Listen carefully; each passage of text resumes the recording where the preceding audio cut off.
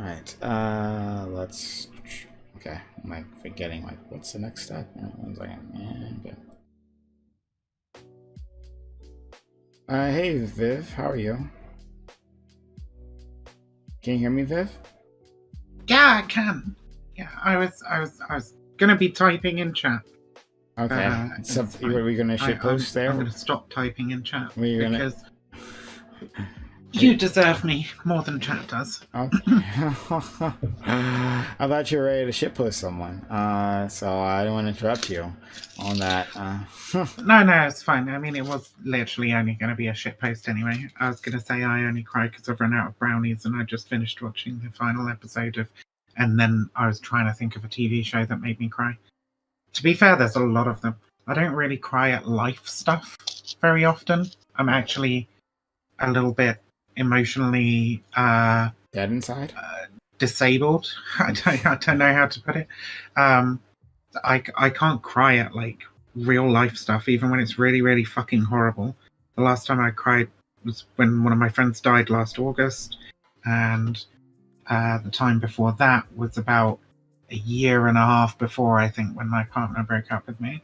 That was the last time I cried at life stuff. But if you give me like a TV series that's really sad, like I've been watching. What was it? I watched To Your Eternity last anime season.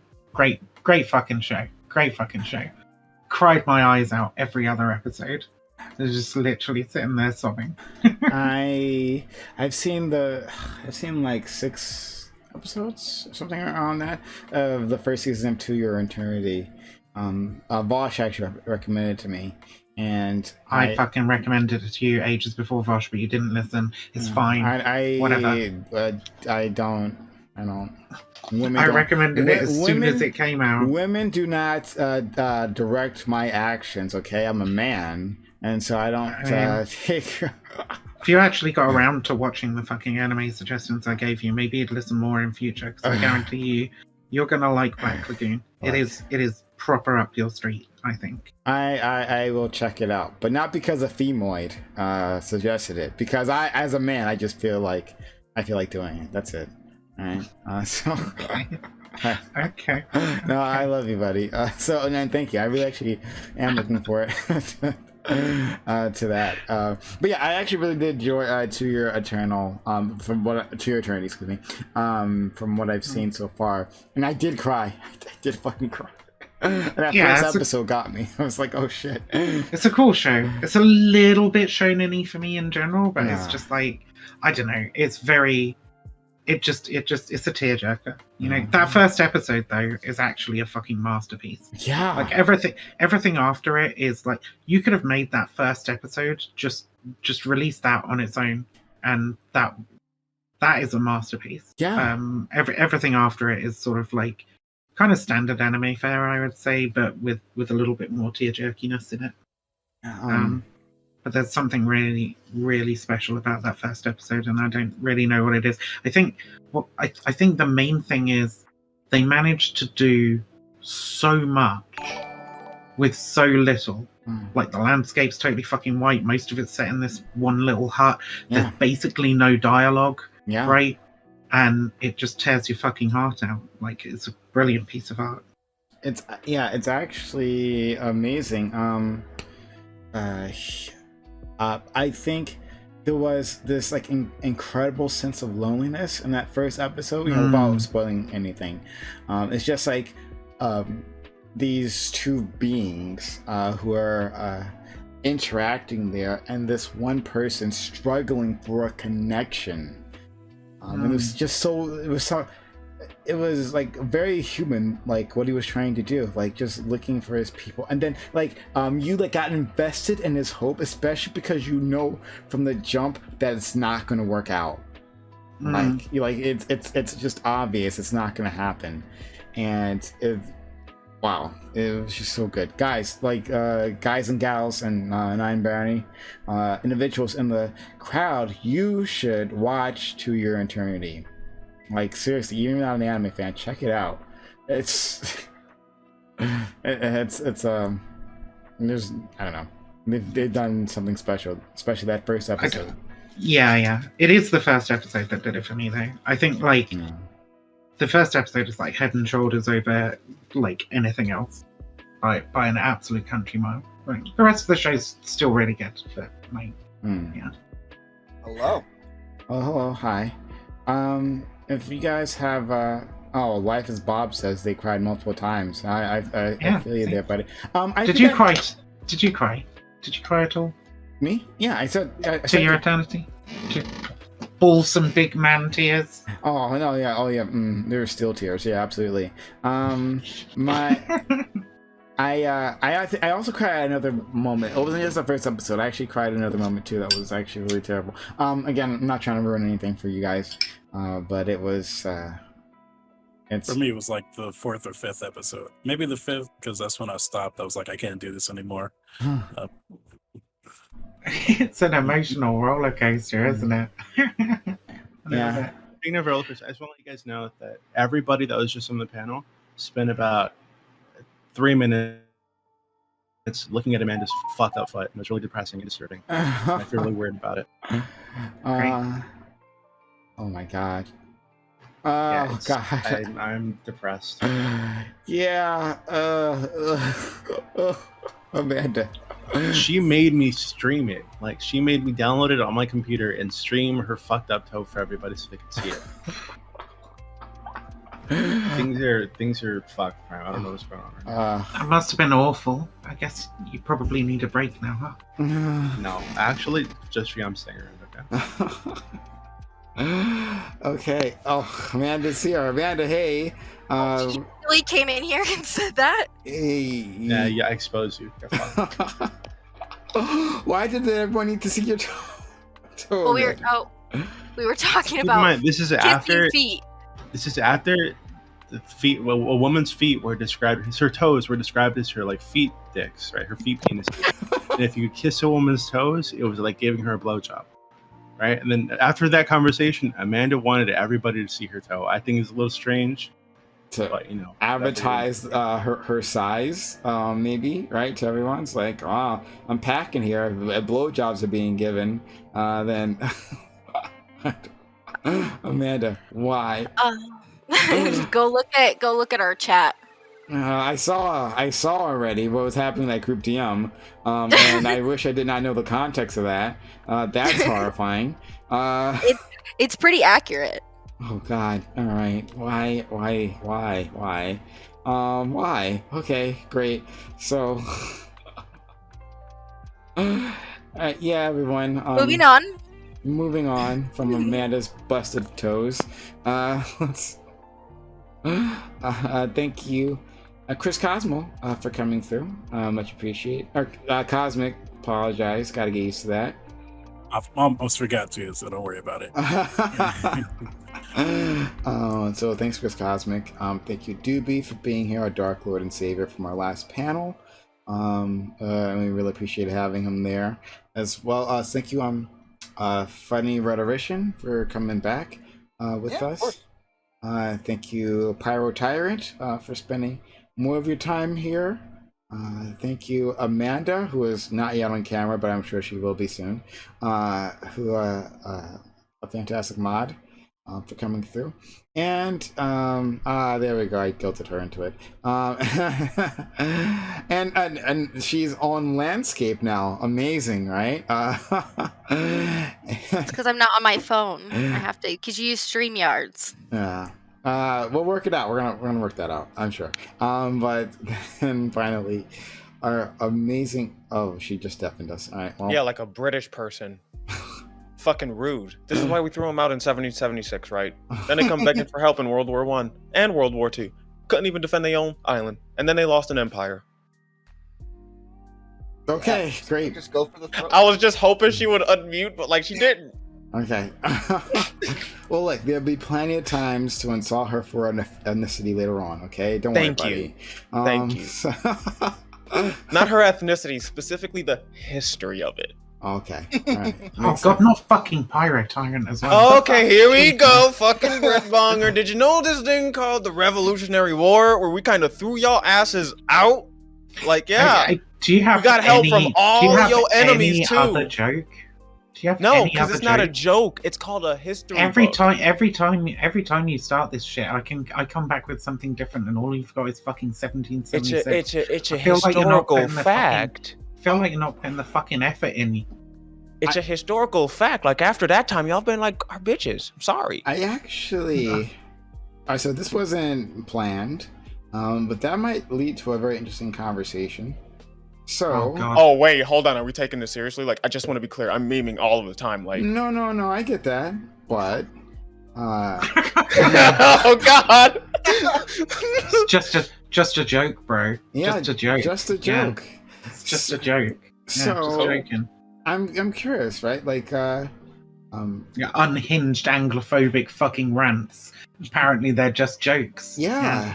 So Apparently. is it okay for us to make fun of people from Europe, right? European individuals, just because they're white, right? Just because they are white, we can just make jokes. And again, I'm not trying to call Pyro out. I just want to be clear. It's not because she's white. It's because specifically the United Kingdom. Oh, okay. Not even Ireland. It's the United Kingdom. Specifically because you're Chinese, Look, not because you're Asian. Take your fucking bald eagles, your fucking burgers, your fucking See, thank you. This is what I want. False idol Statue of Liberty, the fucking sycophantic statue that says all these things that you never fucking do. Give me your hate. Take your fucking constitution that enshrines slavery. All right, take them all and shove them up your fat fucking American ass. You know what that doesn't change, Vivian? You needed our help in World War II and World War I. And you God needed bless our America, help. USA. And you needed our help prior to the Revolutionary War. And what happened when we asked you to like maybe help us out a little bit? I'll be honest. I'll be honest. All your 100%. toys out the fucking pram. I'll be 100% honest. When you guys asked us to pay that bill, we did the 100% American thing of saying, "Fuck you, it's my right. Respect my authority." And y'all could not wager bigger authority. So yeah, we won that. Sorry. Yeah, because we spent all our fucking resources protecting your asses, and then you were like, aha. Maybe don't do that when you're 3,000 miles away, bro. Backstabbing, sneaky fucking traitors. Just like, and you've never Prime, stopped. Maybe no. Like, Never these are your stopped. mods. Yeah, these are our mods. Yeah. You've never- maybe Wait, honestly, keep an eye on your colony, because the salutary neglect that let us develop our own system and shit, that had a lot to do with it. You are backstabbing sneaky traitors who always fuck over your allies. This is what you did to the Kurds. This is what you've recently done in Afghanistan. You have never stopped. The United States cannot be trusted. Its people are sneaky fucking backstabbing weasels. That may be true, and I will not disagree with any of that. Shut up! I don't care. Come on, man. She's British. But yeah. But what if, she was Chinese? And you're like, I'm not making fun of Asian people. I'm just making fun of Chinese people. Like, what changes when white people are involved? Oh, for me personally, Yeah. I don't think anything really changes. Like, if I'm making a joke that's like, it's the same, like Vivian said earlier, in a completely serious manner, it is the same bad joke every single time. And let's be real, the more I say it, the more it makes me look this is not about you. This is not about you. I'm giving an example of like how I would be okay with it, right? If like you're making a joke about like China or something, and you're bringing up like the typical American talking points, right? And that's your only argument, and it's your only argument every time, and you're just like, and you also all the time be like, oh yeah, no, it's a joke at the end. If you want to know genuinely how I feel about it, like, it's fucking boring. Like, I mean, Pyro and I have like a little bit of fun with it, but like, I'm not gonna lie, like, I fucking Vaush and Seanhead went off on me over this, like, must have been about 2.5-3 years ago now. When I was basically just like, yeah, like, all the fucking Britbonger shit gets real fucking tired whenever you jump into a voice channel with a bunch of Americans and it's just like Britbonger jokes for like 5 minutes. Like, it does get fucking exhausting, honestly. It's a pain in the ass. Like, I understand where Viv's coming from, like, on that joke level, but like, for talking about like seriously, I also don't see the harm in like poking fun at like a historical event that, it might just be funny. or like that like you can like, and not even like ascribing anything to it and just like saying it. Like, do you think that those kinds of jokes could eventually turn into action though? Oh god, yeah, probably. Right. And this is like this is We one of my negative recognise this, traits don't that I we? have. Like, yeah, like I yeah. Like, and there's a pretty broad culture of like fuck Brit bongers, all that sort of shit, right? And I'm not saying, you know, we live in our own country like the other side of the fucking world or whatever, right? But I don't know. Maybe some British person living in America could end up being the subject of a racist attack because of the continuous like. And British that's why I hate. believe that like you gotta like take that shit and like take it to heart. Like if you were to DM me the first few times I started making the jokes and be like, yo, like honestly, I don't want to hear it anymore. Like So I want to. So I don't know, guys. If you're talking too much about you two, I don't care. So like, it's I an want example. Like, yeah, I know. No, it's an example. I was talking about it as a generality rather than. But Pyro apparently just wants everything to be about him, just like America. It's the most. It's the most like imminent American example thing you could do. Just make it all Okay, about other you. people, Literally shut up, stop talking. Other people. Chris Cosmo, 2B, Fun Narration. What are your thoughts on this, please? I have a particular. Go ahead. Well, just be clear, like, because it seems like we're kind of going back and forth. I'm sorry, you're quiet. I don't know what. Oh, can you hear me now? Yeah. So like, just to be clear, like, what specifically are we talking about? Because I feel like I got lost in the whole back and forth. Yeah, so we're talking about whether it's okay to make jokes at white people's expenses, you know, because they're white or because of their country of origin, right? If it has been again, I just use an example of a Chinese person, right? Then a lot of jokes would not be. At least I think a lot of people would think a lot of those jokes would not be okay. Is that perfectly fine to do that? And everyone, it's an open walk-on panel, so you guys can be a part of this too. Expect your opening chat. Should I call Vaush? I know he has some pretty strong opinions on Anglophobia. Go ahead. I would love to hear it. He does. I guess it's super like it with a question that's like, because super vague. Cause I think it's just very contextual. It depends on like what the joke is, like what it's trying to communicate, what's the punchline, and not just who's getting dunked on, but how it's getting dunked on.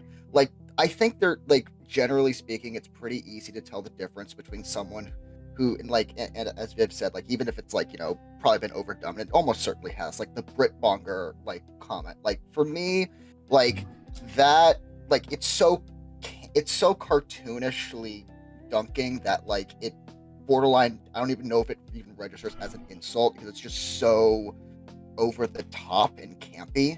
So like I think it's generally super contextual, but like if we're talking like, you know, making like really like if we're talking about like being derogatory towards Europeans like genuinely, like no, I think that's pretty cringe. But if it's just like a campy joke, I think generally speaking, for most countries, I think it's fine as long as you make it very obvious in certain contexts, like maybe with a group of friends that you know are okay with those types of jokes, and you know that they're either cool with it. I think generally speaking, it's fine as long as you make it obvious that you're being like you're memeing. Vaush deleted his Discord. I can't find him in my fucking conversations anymore. We did have an open conversation. I think I got it. Don't worry. In the explicit example you gave, like I would agree with like funny rhetorician. Like I think it would like depend on like the structure and the joke and like how much has been played to death. But I would also add on to that because like you mentioned like the country of origin. Like I would say like that. Yeah, if you're just making fun of like just the choices the government makes and like it just like. It might be bad or you might disagree with that. Like, I particularly don't care about that. Like, you can make your joke. I cannot find it funny, but like, at the end of the day, it's like, you're not making fun of an individual or like, you're not toning in on the race. You're just making fun of like a government structure for a country. Now, if you target in on a race of a specific country, be like, yo, this certain race of this country's like implemented this like horrible legal shit, then like, that's where we get into the problem. So, I mean, the Bibong shit is definitely directed against people, right? Yeah, but it's so broad that like, which specific person am I talking about when I say the American Revolution? Am I saying the troops? Am I saying the king? Who? When you say I don't like Vivian because she's British, like this is that's targeting somebody because they're national. I'm not going to put it on the same level as other kinds of racism and bigotry, obviously. But I mean, I think we have to. We obviously don't want to be on this topic again, Is- Prime. So if you want to message me privately, Vivian, we can talk about this. But back to the topic at hand. Overall, the country shit. No. Is it, hun? Is it? You said. Well, I'm using the least offensive example, right? Or at least what people think is the least offensive example, because they're British people don't really suffer oppression on on the basis of them being British. But I would still say it's wrong to target somebody based on race, ethnicity, nationality, any immutable characteristic, really. Yeah. Okay.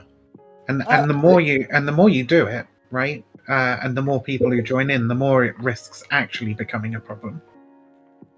I'd say we're pretty far away from that with British people, but do you know what I mean? Do you want to be the first Jenga block in the tower?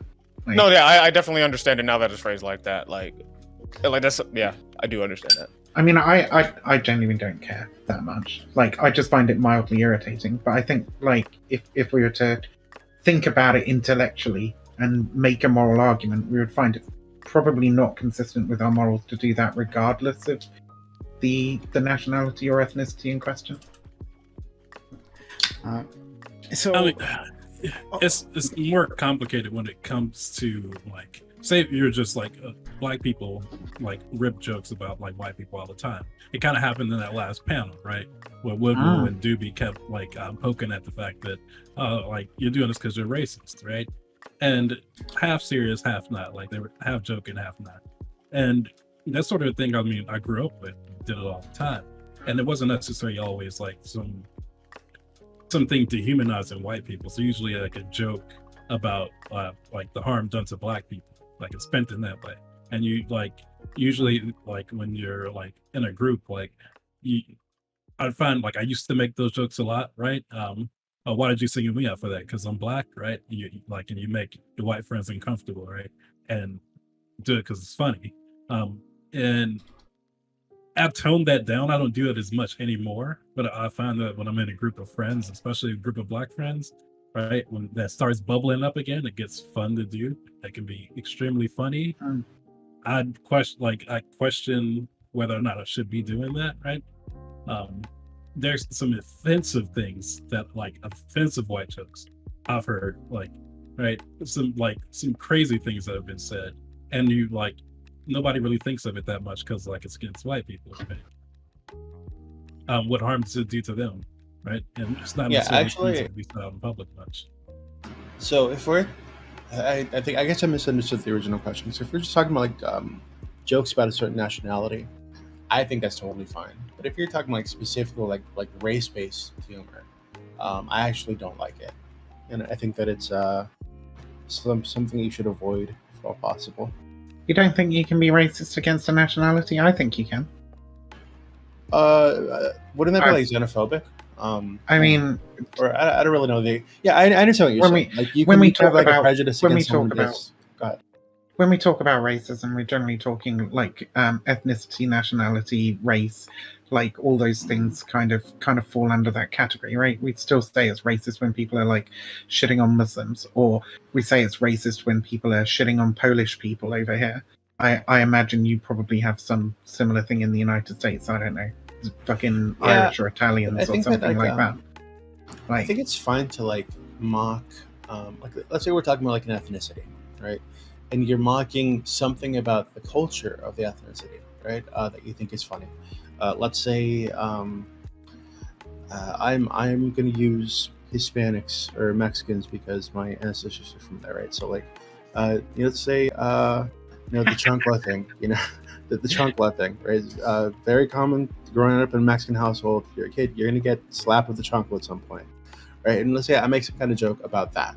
Right? You can say, "Oh shit, that's child abuse," but really, what I'm mocking is this kind of cultural artifact. Culture, just this. It's a cultural thing. I'm not mocking them for their race or anything immutable about them. Right? It's a cultural issue that I'm making a joke about. I think that's totally fine. But I think when you get to the point where you're mocking somebody for like immutable characteristics, that's where I have a problem.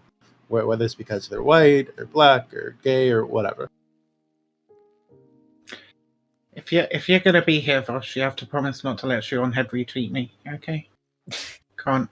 No I promises. can't go through that again. I don't know if I And can to be be clear, 3 here. years of Does my- Anglophobia jokes, dude. Oh my god. Does my audio work? The last time I was on Discord, my audio wasn't working. We can hear you. Sounds good. It's working on. And to be clear, Vivian, I think that it is possible to have like a prejudice against somebody based on an ethnicity or nationality. Like Chinese people, I'm sure, deal with this a lot. Right? They see a Chinese person, they assume that they eat dogs, because a certain part of the country has this festival like once a year or whatever, right? So yeah, I think you can definitely have those prejudices, and that can be a really negative thing. But I don't know if I put on the same level as like racism. I think it functions pretty much identically in many situations. I think the racism against, what you would call, I don't know, prejudice against the nationality of Chinese people, it functions pretty much exactly the same as racism, really. I don't think there's any fucking difference. And I would say it's the same for, like I said earlier, Polish people over here, or Muslims in general, right? I would say these things, there really isn't much air between them, and I think it's only a semantic debate as to whether you want to call it racism or not. Plenty of people do call it racism, and I think that's fine. Yeah, I think that's a fair statement. I have an issue with like, let's say we're talking about Muslims or Christians or Buddhists or whatever. I think it's fine to mock somebody for religious belief, because this is something that they're like positively doing, right? They're making a decision to be part now of this group. the discrimination against Muslims isn't based purely on religious belief, right? It's them being seen as a group of people who are different because of their culture, because of a whole bunch of different things, right? Stoked by obviously 9/11 and a whole bunch of other shit, right? The war on terror and so on. Sure, I mean, but you could say, how could we forget when you celebrate it every year, you fucking weirdos? You could say something similar about Christians. Like there are some Christians who don't buy into or like perpetuate like the homophobia or the transphobia or this anti-abortion stuff, but they still identify as Christians. But they're going to get a lot of the same shit, right, for being Christian that any of those other people. I think attacking somebody for their moral beliefs or attacking them for certain beliefs that are, unsupportable and ridiculous. Like this is very different from attacking them as a group of people and saying that, making disparaging comments about them that kind of aren't true. I mean, kind of the heart of racism in general is that it's either making a moral judgment on a cultural thing that you really don't have any kind of like moral standing on, right? So I don't know. I can't think of an example off the top of my head, but I'm sure you could. And I lost my fucking thread there. I'm sorry. What was the last thing you said? Well, I guess just to, so I think I understand where you're going with this. So do you think that like, so if I haven't grown up in a culture, right, with their perspective and experiences, and they're doing a thing that I find distasteful, whether it's eating dogs or dressing a certain way or whatever, right?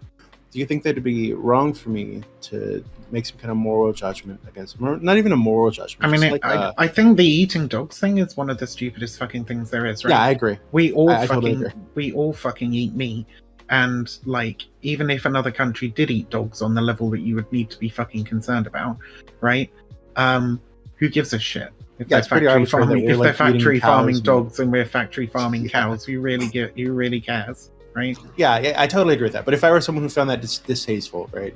If I wanted to make a judgment, but whether it's that or again, certain like what's the thing? Even like Sweet 16 parties. If I thought that was like a sexist, patriarchal thing, right? And I wanted to cast some kind of judgment about that, right? Would it be wrong for me to do that? No, of course not. Because the point was like there are some things that you have no moral standing to like make a judgment on, like other countries eating dogs and us eating cows. Like who gives right? Like that you don't have a leg to fucking stand on with that.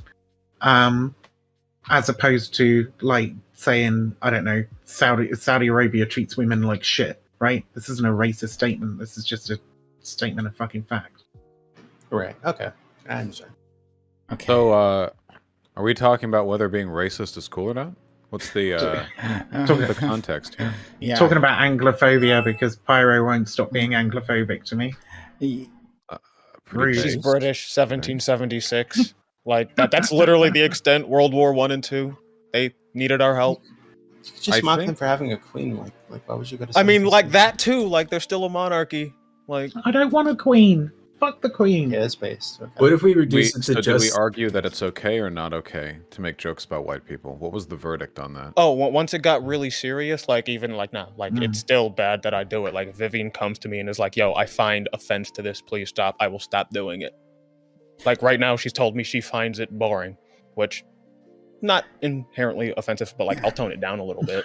Yeah, I think Just where come the- up with where the different conversation- jokes, dude. Just come up I think where with the different jokes. I think where the conversation now is it okay to make a joke about somebody's like nationality, and because it might function in a very similar way to a joke about someone's race. So I I think on a fundamental level, it's really difficult to avoid doing this, making fun of people's race, ethnicity, or nationality, because they're always going to be tied to characteristics that aren't intrinsic, but are sort of like extrinsically associated. So we see this all the time with dog whistling racism against black people here in the States, right? Like people who wear their pants down around their ankles or whatever, like that's a big like talking point, you know? Now, obviously there's no gene for that, but we know when people talk about those types, they're usually signaling at black people. So does that mean you can't make fun of people who wear their pants down really low? Because I personally think it's kind of a dumb fashion thing. I mean, racialized or not. But if I were to like go around saying, yeah, this is dumb, wearing your pants down around your ankles, even though I think that fundamentally I have a right to do that, there's nothing like inherently wrong with it. It's kind of tied to a lot of really weird cultural stigma at the moment. So I think you just have to reflect on what the discourse is at the time and use that to inform what acceptable types of commentary or jokes are. And that's always going to change with time, right? Like you were just talking about the like blank culture eats dogs thing. I think the reason why that's considered offensive is because it plays heavily into the idea that I think it's like Southeast Asian people being amoral, like robotic, monstrous It's types. like a hive bug people or something. Yeah, like in the 19th century, it was like, well, the fearsome Orient, full of intelligent but utterly amoral people, or some shit like that. So we like, we really played up like they eat dogs, they don't even care for man's best friend. But if we lived in a world without that context, maybe it would be like totally innocuous, like with regards to the Brit thing. I don't care about like the making Brit jokes, I guess, apart from the fact that I do agree some people are deeply unfunny about it, myself included. With like the white stuff, I make jokes about white people, but like, man, sometimes when people make jokes about white people, I don't think they're jokes. I just think they're getting away with the fact that people assume they're jokes, like there are people who, because like the white genocide memes can be funny because it's not happening, so you can make fun of it and sort of feign seriousness, but there are people who will make jokes about that, and the punchline to those jokes is that they hate white people, and that's always kind of weird. So I think we just have to be introspective about why we're saying what we're saying and how does it contribute to the discourse at the time. So That's I have my a opening. If you make enough of these jokes, right? You've got to recognize that if you create a culture where these jokes are like implying that people of X nationality are bad simply because they are of X nationality, right? You have new people coming into that environment, into that community all the time, right? And not all of them are gonna like be joking to the same fucking degree. You see this happen about the Brits, like, are we? all the time. Yeah, I'm talking about the Brits right now. Okay, so like. I can't really get behind it. Look, if it makes you feel any better, I'm trying to incorporate more casual anti-Slavic racism into my language. That's to diversify a little fucking bit. dreadful. I mean, so again, like Have you met a Slav? culturally, yeah. But so like, culturally, these jokes can be like harmful in different ways as well. We also have to recognize that we live in a very connected global community, and So making jokes about Slavic people in the United States might not seem like that much of a problem because there isn't like a lot of overt racism against Slavic people. I don't know if there is in the United States or not, but I'm just assuming. You can Whereas make anti-racist jokes there, right? I mean, with any group, like the anti-Brit stuff isn't like racist against Anglo people. It's not usually about inherent genetic inferiority. If anything, I think it's a bit of a pushback on the fact that for decades, people with British accents have been considered like super attractive here in the States. What? Here in the States, like for the longest time, like British accents have been considered like super suave and attractive, you know? Yeah, so I know. Right, so that's because we are. Yeah.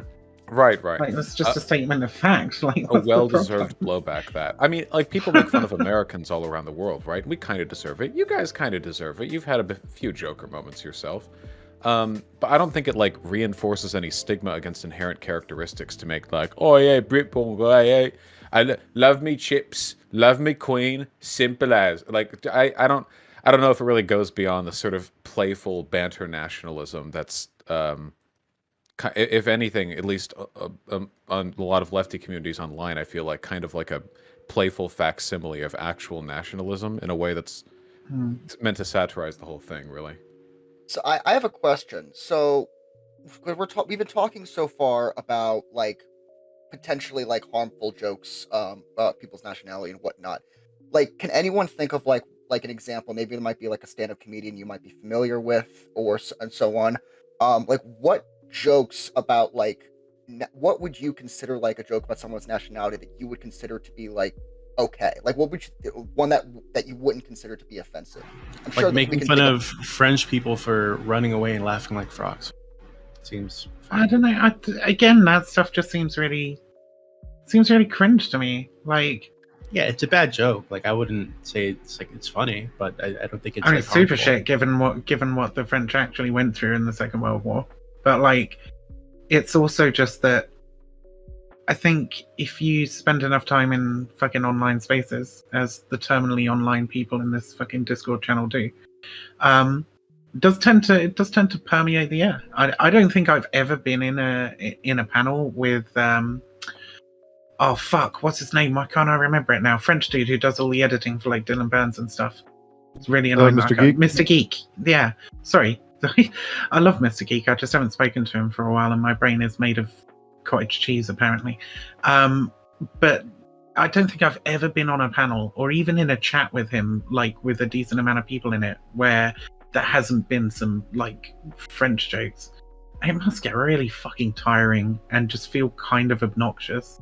Wasn't that just an unfunny thing mostly? I mean, that's my problem with misogynistic jokes half the time. You know, sometimes it can be funny, but a problem is like a lot of fucking pasty white boys online are so eager to dump their entire brain archive of get back to the kitchen jokes that it becomes overused, and every woman online is constantly like bombarded every day with that shit. But I think like pointed funny bits of, you know, like anti-French humor or whatever, I mean, that can be good. So you saying it about misogynistic jokes there just kind of like triggered a thought for me. I've been super frustrated over the last couple of years at the lack of attention paid to the situation in the UK as regards to trans people, right? I think if you make all these misogynistic jokes all the time, right, it can like force women out of spaces, force women out of conversations, and so on. Even if it's just that they're painfully unfunny and not particularly like harmful or whatever. And I think that there's a possibility that the attitude towards like British people in general in leftist spaces could contribute somewhat to a certain degree of apathy towards the struggles that we're facing over here at the moment as well. British trans people. Yeah. I don't think I've ever seen British trans people struggle being devalued because of the whole. I mean, the whole Turf Island. I'm not saying it's direct, and the Turf Island meme actually fucking pisses me off sometimes because it's almost a thought terminating cliche at this point, where people are like lol fucking Turf Island, and the conversation doesn't go much further. It's only in very, very recent times that people have actually started talking about it in any kind of serious way, and it's been a significant problem for the last 5 years, really, since the GRA consultation. So Do you think people would have paid more attention to the issues if it weren't for the Turf Island meme? If anything, I feel like the joke is kind of like getting your foot in the door. Even if a lot of people don't go beyond that, the fact that Turf Island is a near ubiquitous term for the UK is kind of a, or England at least, is kind of a, I don't know, culturally normalizing. It means that like people know that at least. Well, to a certain degree, yeah. But also, I think it depends on my mood on that day and just how bad shit's been in the UK, right? Because we have some weeks where it's literally like every single fucking newspaper will release a negative article about trans people, and the government will endorse some new fucking hate group and try and put out some legislation to fuck us over. And those weeks are so fucking depressing. I think sometimes it can really feel like what you're laughing at with the LOL Turf Island thing. Like, there's nothing funny about it. I would genuinely use the term genocidal for like the attitude of some people here in the UK towards trans people. I think we're bordering on. I think it's probably appropriate to say that like. There is a genocidal culture towards trans people here in the United Kingdom at this point in time, and I think that making those, would you go? I hate to do the fucking whole Godwin's law shit, but like, would you, if you were in a chat with like a Jewish dude in Germany, right? If they had Discord at the time under the Nazi regime, and be like, lol lol lol, Nazi island or Nazi country or whatever, right? Like, would you that would be incredibly offensive. And I'm not saying they're exactly the same thing, obviously they're not, but like, it does seem kind of callous almost. Do you know what I mean? The only message implicit in Turf Island is that it's a country that's very transphobic. I mean, like, if it was like 1932 and Germany just announced like its next new bullshit law for Jewish people or whatever, and people were like, what? Fucking anti-Semitic Germany or some shit like that, or anti-Semitic mostly landlocked country or something like that. I don't know if that would necessarily be offensive. You had to add the lol there, right? Which kind of implies which is the attitude a lot of the time. Like, well, we say Turf Island because England engages in that shit so often. But I mean, America engages in that shit so often as well. We don't hear the same thing, and half our problems are because of shit that's happened in America. Wait, Foundation funded us. The fucking. Hold on, that's a non sequitur. When people talk about like Turf Island, we're mostly talking about like the proportional amount of cultural space dedicated towards the advocacy for transphobic positions. And with England, like especially with J.K. Rowling being your stock, like we would have to work very hard to outdo that. Would you? At least proportional to the size of our countries. It's not. I mean, it sounds to me like you're just. I can't tell. Do you feel like it's just blasé to say Turf Island, even though the only message there is that the transphobia is there? Or do you think that America should be called Turf Nation? Like, do you want the title shared? I guess I just don't know where the harm is. Like I said, I think when that's as far as the conversation goes, it feels kind of dismissive almost. It's sort of we expect that kind of shit from Turf Island, right? I think I know what you're saying. So you're saying that it makes it a bygone conclusion. It's inevitable that the UK is going to be this way. I mean, because it's just like that's where the turfs are. I mean, sure, to a certain degree. But I mean, I've even had people like say shit like nobody cares what somebody from Turf Island thinks and stuff like that, right? Like, those are the ones that really kind of like they do actually set my teeth on edge a little bit, because I'm just like that. It just feels incredibly dismissive. Yeah. Imagine being American. I can kind of understand where you're coming from with that, because it dismisses the people that don't necessarily feel the same way as maybe a lot of people do there, and that hurts the conversation. You know, it's almost limiting in terms of people that are trying to activate to get something done there. You know, when it's just chalked up to, oh well, it's Turf Island. You know, yeah, nothing's going to change there. You know, that sucks. I think that's a horrible way. That is genuinely how it feels, and I don't know. I have been very frustrated over the last 2 years at like the complete lack of fucking support and solidarity from like Americans on the issue. Well, telling people they can't say Turf Island isn't going to get more solidarity, right? I mean, that I'm not seems telling them they can't say Turf Island. I'm saying if they're gonna say Turf Island, there should probably be a little bit more to it than just like lol well Turf Island. I It kind of feels like Oh, go ahead, every Vaush. time I've seen people say Turf Island, it's usually in the context of, you know, degrading England or whatever for their transphobia. I mean, like, whenever I see it used, it's like in a tweet thread of describing how this new thing that's happening is really bad for trans people. I guess I mean, I can understand how its use flippantly could be sort of a thought-terminating cliche, but I think this might be a correlation causation thing, right? I don't know if it's the term that's an issue. It's just some people are going to not care, and Turf Island is an easy thing to say. I think there's kind of like, I don't know, I think, for a lack of a better term, I don't want to say middle ground, but I can't think of another explanation. Because, like, I see what Viv is getting at, like, what's already been said before, right? Like, it becomes a thought-terminating cliche, and it becomes a way of almost kind of dismissing some of the real problems that happens by leading into, I guess, for kind of the absurdist humor of, like, oh, Turf Island, and so on and so forth. But Vaush is also, on the other hand, with Vaush, saying, like, it's, you know, making fun of the transphobia that seems to be pretty prevalent in England. And I think, like, part of why, like, the Turf Island thing can be so jarring for some is, I think, like, kind of like a mirror, kind of parallel version of what Vaush has said about how, like, it can be unfunny. Like, when it gets repeated over and over and over again, it seems to be, like, the same joke. And it's like, okay, like, cool, like, we're glad that you're calling out the bullshit transphobia. That's great. But can you come up with a better joke? Like, we've been saying this joke, that's 2 just, years? Well, it's not It's even just saying it's that not, some comedy's bad. Like, that's not. but it's not even that. Like, if we take a look at, like, so the trans charity streams that we've had on the platform over the last few years, right? And they've all been great. They've all been wonderful. But pretty much since the Donkey Kong 64 stream that H Bomber Guy did, they've almost all been American focused, right? Trans Lifeline, Trevor Project, whatever. And you know, those people obviously, like, those organizations do great work and they deserve help and charity and so on. But, like, I mean, I don't know. There's just so much to it. I genuinely feel like there just wasn't enough focus on that stuff in the UK, and now it's starting to happen more in the US. Turfism getting that kind of American flavor, right? And I don't know. Like, the whole situation is quite disquieting to me. Sorry.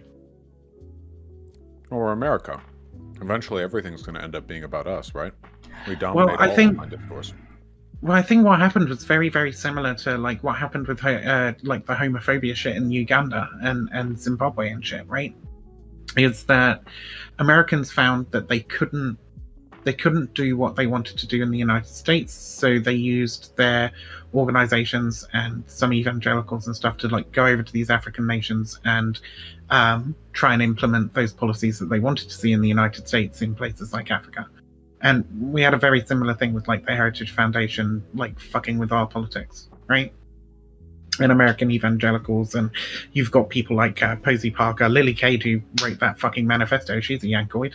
Like, the connections are there. It's just that they weren't able to enact stuff to the same degree. I just don't know what this has to do until with, more like, recently. the comments we make online. Like, yeah, we're America. We do everything. We are everything. But, like, I don't know. We can say America's transphobic more, I guess. I don't know how this pulls back to, like, I don't even think the Turf Island stuff is really an example of, like, mocking a person's nationality. If anything, it's just sort of a wry commentary on the state of politics in one country. No, sure. I think we moved slightly on from that conversation. Maybe that was my fault. I think I ended up drawing a parallel somewhere, but I can't remember why we brought up Turf Island in the first place. So, no, yeah, that was you leading that. I don't know why. But so I think it's an important conversation, nonetheless, on that Turf Island thing. I'm just saying, pay attention to what happens in other fucking countries, America, because it's going to start happening over there, you know? and solidarity should be universal, not just within the United States. Yeah. So you said previously that about the joke that Parallel said previously that you wouldn't put that on the level as like a joke against a minority, but like why? Sure.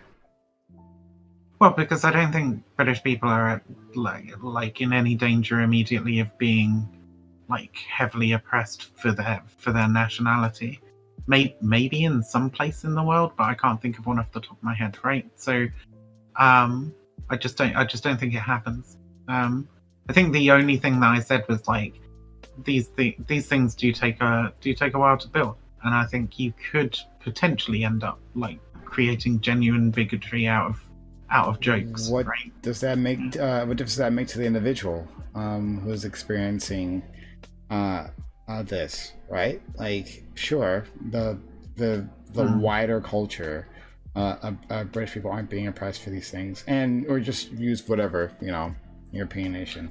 Well, it depends on the nature of the joke and the attitude with which it's said. If people are genuinely discriminating against you because you're British, rather than just like joking around and whatever, then I'd say we'd already kind of crossed the Rubicon from just a joke into actual fucking discrimination, right? And then it does kind of become a little bit of a problem.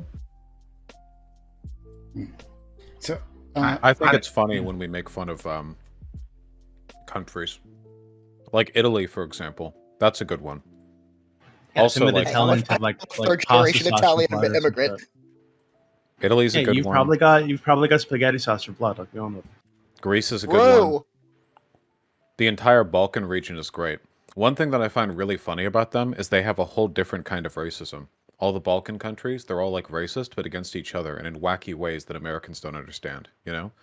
It's always really funny. Them and against Roma people and against like anyone with like brown skin. Like, yeah, it's just like imagine being in like Turkey, or like Serbia or something, and being an ethno-nationalist. And there are a lot of them there. Like, who are you Turkey, fooling? big time. You're all in the Slavic regions. What are you doing? It's like being in a trash heap and declaring like a feudal blood sports like land grab fest with you and all your neighbors, and you're right next to a technologically advanced supernation. Like, what are you? I think what's why are you really declaring racism off? I think what's really fucking strange is that like in Russia there is an incredibly like high level of like Islamophobia and racism against people with like darker skin, right? But Russia and Turkey on the world stage, they will team up to commit war crimes in fucking Karabakh, right? Also, Russia sucks. It's like a shit country. It was looted by oligarchs in the 90s and has been left to rot. Everything there is shit. I've had friends in Russia. It's shit. It's objectively worse than European countries in almost every imaginable cultural, social, and civic, economic, like by every metric you can think of. They just let you say more slurs at gay people, like, and you can beat your wife there, I guess. That's like I wouldn't want to live there. That's for sure. As like imagine being there and being proud.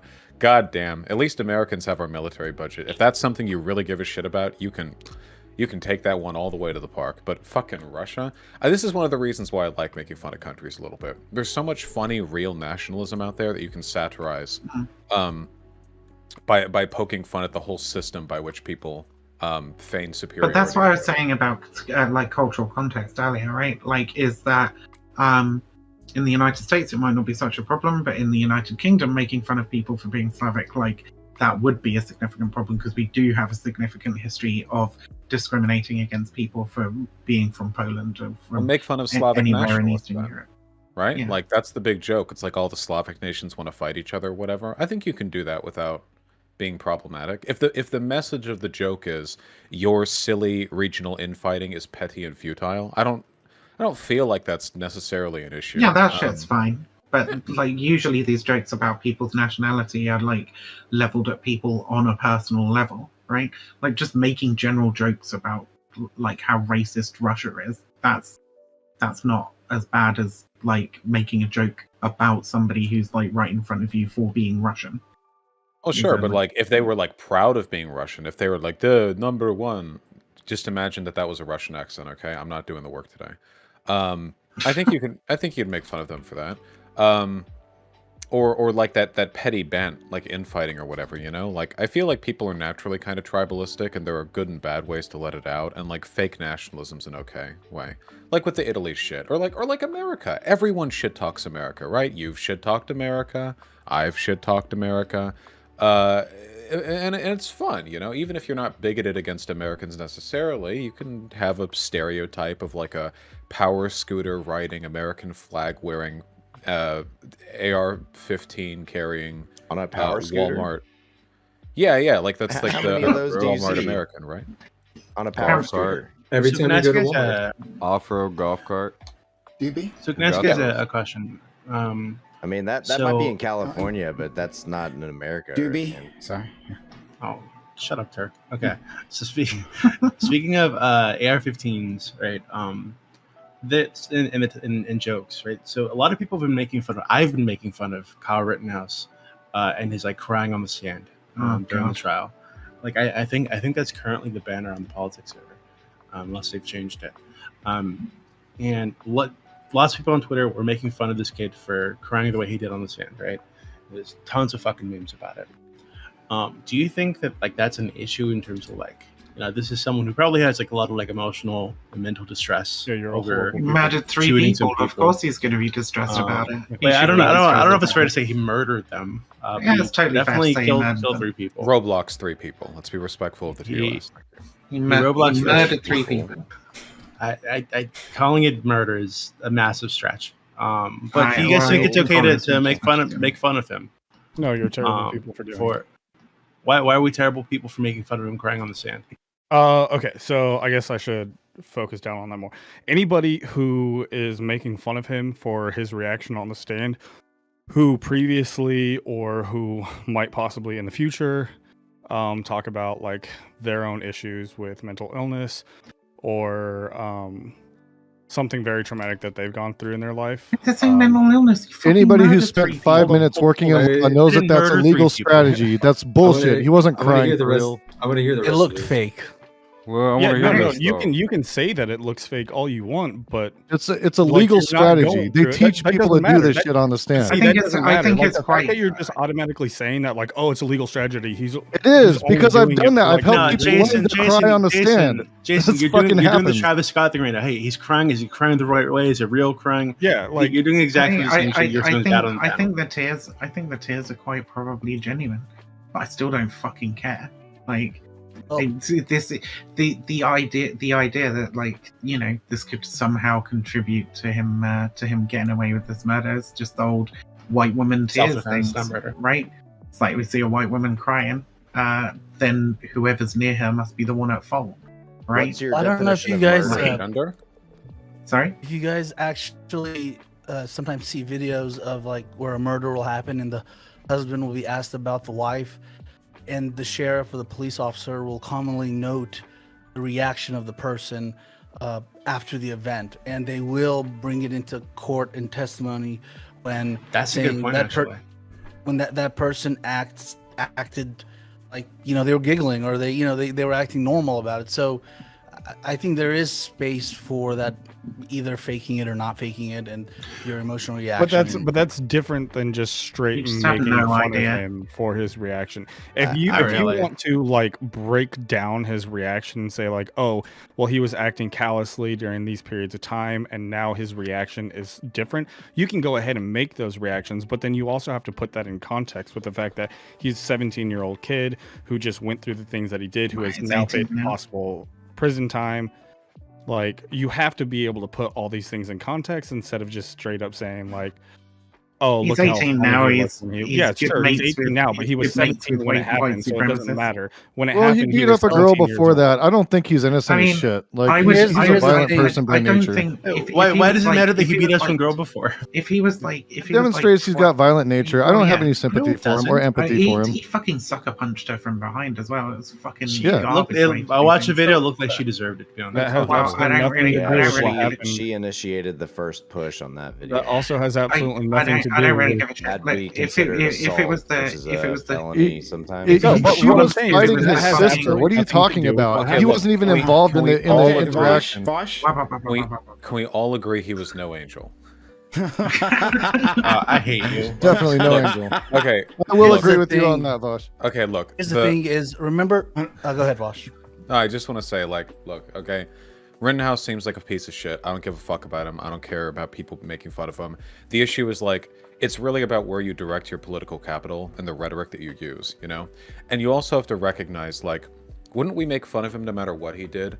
Like, I'm pretty sure that if it was the other way around, that he was some BLM protester and he was up there on the stand defending himself against accusations of murder, like if he started crying and the right started making fun of him for crying, I'd be like, what the fuck, you sociopaths? He's like, but the right and the left, are not morally equivalent. Taking the piss out of a BLM protester who's in exactly the same fucking situation, they would have been justified in being out there fucking protesting in the first place. And frankly, if they shot some fascist dude in the head, I wouldn't be crying over that. I'm not morally equivocating the organizations or ideologies or politics here. I'm only saying that it seems like the signs that I would look for to make fun of his behavior are totally arbitrary, because there's stuff that I would excuse if it came from my side and wouldn't if it came from theirs, and it seems like it's totally just up to like team sports for me. So like with the crying thing, like I don't know, it looked kind of fake to me. I don't know, but like I don't know. People can cry in a bunch of ways.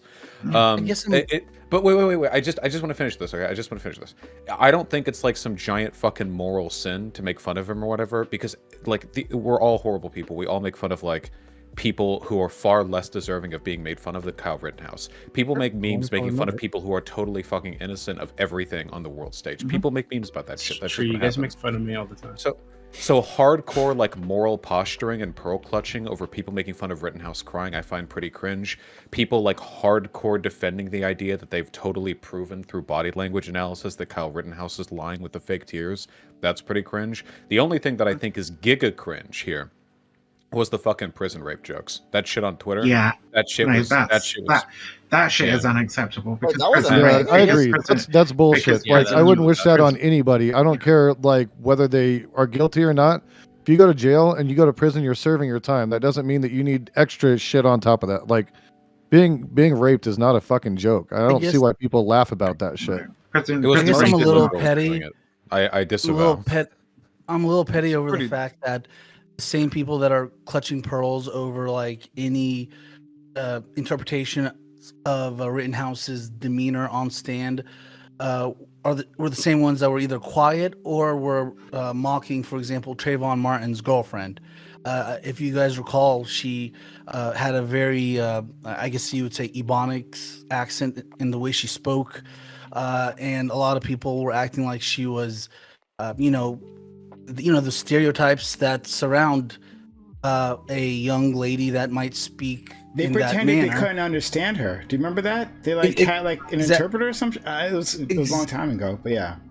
And they were saying how how that was bad for the prosecutors, et cetera, and I don't know if this is like an apple for apples sort of deal, but it just makes you call into question what the. It's not an apple for apples thing. It's the same as like, what do you make jokes about people dying? I mean, you have to fucking look at like who they are and what they've done, right? Like Rush Limbaugh dying was fucking hilarious. Fuck that piece of shit. Oh right? Shit! Do you guys think it's okay for him? Well, actually, Vivian, I want to ask you. Okay, so some of the people that Rittenhouse killed, I'm not gonna say murder, were like bad people. I think pretty objectively. Like, do you think it's okay to make fun of them? Because they're awful people, and maybe they died in a way that maybe you disagree with, but they were shit people generally. I think outside of the context of like how, for example, Rosenbaum, right? Like outside of the context of how Rosenbaum died, if Rosenbaum had like, I don't know, fucking raped those kids, then walked outside and had an anvil fall on his fucking head, that'd be funny as shit, right? I think you have to be careful about the like cultural context of it, because there's a lot more connotations that come with sort of like mocking the death of Rosenbaum, for example. I want to ask a question. It's kind of like an irony that he was chasing down another kid when he got. I have a question for you though, Didi, because like you seem to be set on talking about the criminal history of the decedents. Would you also look at the criminal history of the decedents of 9/11 because of the terrorist attacks? and say, oh, Wait, well, what? you know, there were these guys that did horrible things that died in 9/11. So, you know, whatever, we can use that as some kind of rationale. Would you treat that the same way? Because that's basically what you're doing, is saying that just because, like, you happen to side with this person or agree with what Rittenhouse did, we're going to talk about the criminal histories of the people he killed. I think that's stupid. Yeah, I think that's I totally think what you frivolous. just said is stupid. 9/11 here. So, Well, It's the same thing. It's the same thing. No, it's not the same Would you thing. do that? Would you do that? Would you do that with those people? Would you so expect people that? Would you expect that? I understand your point. So people that were killed in the Twin Towers, for example, right, were sitting in their fucking cubicles, you know, going through a normal work day, right? The guy that Rittenhouse killed, well, like all three of them, were in the process of chasing him, attacking him, some other shit. So they were doing some stupid thing that led to them dying. After he'd been pointing his fucking rifle at people. No, that's not true. That is true. He testified. It to isn't it on true. the fucking stand. No, he didn't. No, He did. No, he didn't.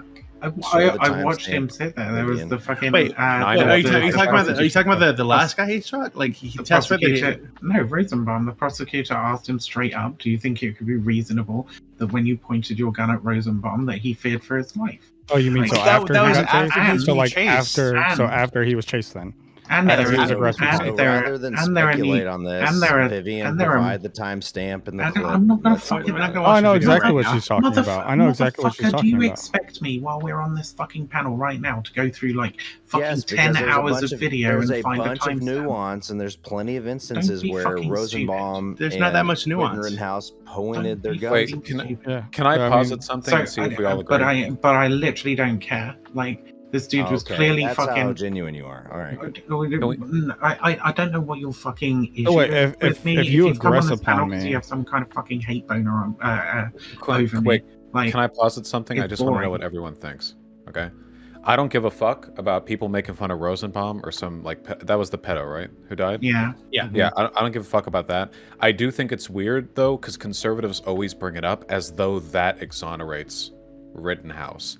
Because that's like it's like a post hoc thing. Like that's like, you know, you That's fire why it's into not a used into the trial. Yeah. No, Thank wait, you. hold on. I'm not saying it was used in trial. I was just saying, like, oftentimes when it's brought up, it's like, well, how could Rittenhouse have done something wrong? Look at what Rosenbaum was. Like, it's and like imagine firing into a crowd and by sheer luck, like 9 bullets all hit the heads of like the 9 people who were secretly like rapists or something, you know. Well, it's the same. Look, It's the same. He was no angel shit, isn't it? Really. all I can say is Yeah, that basically. I hope if I'm ever forced into a self-defense situation, the people who I have to shoot are pedophiles. That would He could have. that's all He can could bring I- that have. up. Like I just He could have I got bring it very up only unlucky because- and ended up shooting a lifelong activist that never committed a crime in their Yeah, life. it could have been a lifeguard. Yeah, Um, I know. I'm just saying. I don't think it. That's You what can I'm make saying. fun of Rosenbaum. I just don't think it bears any relevance to like the facts of And Rittenhouse. that's Yeah, what I was no, saying it about. That's what I was saying about the connotations of making those jokes about Rosenbaum, right? Like, I don't give a fuck that like a pedo got shot in But the you head. can but, still like, make the jokes though. Yeah, I right? mean, but you can think well, that it that depends. hold on, It but you can. depends. Well, then don't get I mad think- I about think making the the jokes argument- about Rittenhouse. Then I think I Whatever. think the Yeah, argument it's fair that Rittenhouse was justified stands on its own, whether or not this person was a pedophile or a lifeguard or like a fucking cancer doctor or something, right? Well, it just doesn't. Rittenhouse didn't have like the information necessary to tell whether or not these people Yeah, were exactly. pedophiles or anything prior to shooting them. Yeah. But What if he we can had like simultaneously Bruce say Willis? that and What say if he had, that like, Bruce Willis? when Rittenhouse is on the stand and he is what seems to be having a panic attack, he's crying not because he's remorseful or because he thinks that he did something wrong. He's probably crying because in that moment he's hyperventilating. You don't know that he's having. There's probably going to be What residual. the fuck is There's this probably going to be residual psychoanalysis? trauma for a Like 17-year-old. I'm literally on the fucking bollocks to Rittenhouse. Fuck Wait, this stupid They fucking might kid who have sided known with white Rosenbaum was a nationalists train, pedophile. right? And if you're- I'm Wait, not. wait, Wait, wait, what did you just say to me? And What I'm did you not. just say? And Did I'm you- not. And I'm not sitting here. I'm not sitting here saying I know that those tears were fake. So you sitting there thinking you know the exact. That's the fucking narrative. psychology. Every single news article that I've seen, from CNN to MSNBC, I don't to Fox care. I News, don't to everybody care. in Hold on, but a between, few people in and this I don't country think know prejudice something. will literally- is I this literally person don't is care. engaged It's in fucking irrelevant. crocodile tears, or this person is truly remorseful of their actions. Okay, I think that's what maybe you didn't say, Vivian. Both of those positions are just as stupid as your fucking position of I know he was having a panic attack because of blah blah blah. When none of us are fucking mind readers. None of us are mind readers. Okay, so wait, hold on. But he's not even quoting a news outlet. It's not being a mind reader. It's not being a mind reader. Okay. If you look at this person, if you look at that video, and you Google panic attack, if you've had a panic attack yourself, I know what a fucking panic attack is, dude. They fucking hurt. The guy is hyperventilating on the stand. The judge gives him 10 minutes to calm down, and that was the right call for the judge. Had nothing to do with whether or not he was crying. You don't know whether he's having a panic attack or not. That's also a way to make yourself cry. They teach you that in acting. Just so you know. I don't know. Oh my god, dude! They do. I'm not fucking lying about that. This is what bothers me. Okay, this is what bothers me. You don't think that you don't think attorneys have strategy for the stand? You don't think they teach them how to act? Have you ever been in a for 5 seconds? They teach you that shit. They teach their clients that shit. They teach them how to dress. Teach them how to protest. They teach them how to act on the stand. For absolutely nonsensical reasons. Absolutely nonsensical reasons. Conservatives do this to people on the stand. And now, because this individual is somebody who, yes, he's problematic. Yes, I don't necessarily agree with his decisions that night. Yes, I can think all the things that you think about his like character and all this other stuff. But at the same time say, this is inappropriate. We shouldn't make jokes about this. This seems pretty fucked up. I don't know whether his tears were genuine or not. You don't know whether or not he was having a panic attack. That was my only fucking point. Okay? Now, I think it's fine to analyze the tears and go, well, I think what is a much more interesting analysis, right, is the whole like white woman's tears fucking narrative, because then it doesn't matter whether the tears are fucking genuine or not. White women fucking cry genuine tears all the time because they're terrified of the black man across the street who's done fuck all to them, right? It's an analysis of power, and it's an analysis of fucking social situations like that mean that even if he is crying his fucking eyes out, that should have no fucking bearing on whether or not he's innocent. None at all. Nobody's saying that it has a bearing on whether or not he's innocent. Well, a lot of people seem to think that it shows that he's genuinely remorseful, right? Yeah, I don't think it has anything to do with remorse. And that there was no and that obviously there was no malice in his actions that day. Well, he's just a good boy, like Chris Hake said on last night. Right? So, he's just a good boy who wants to go out there and help people.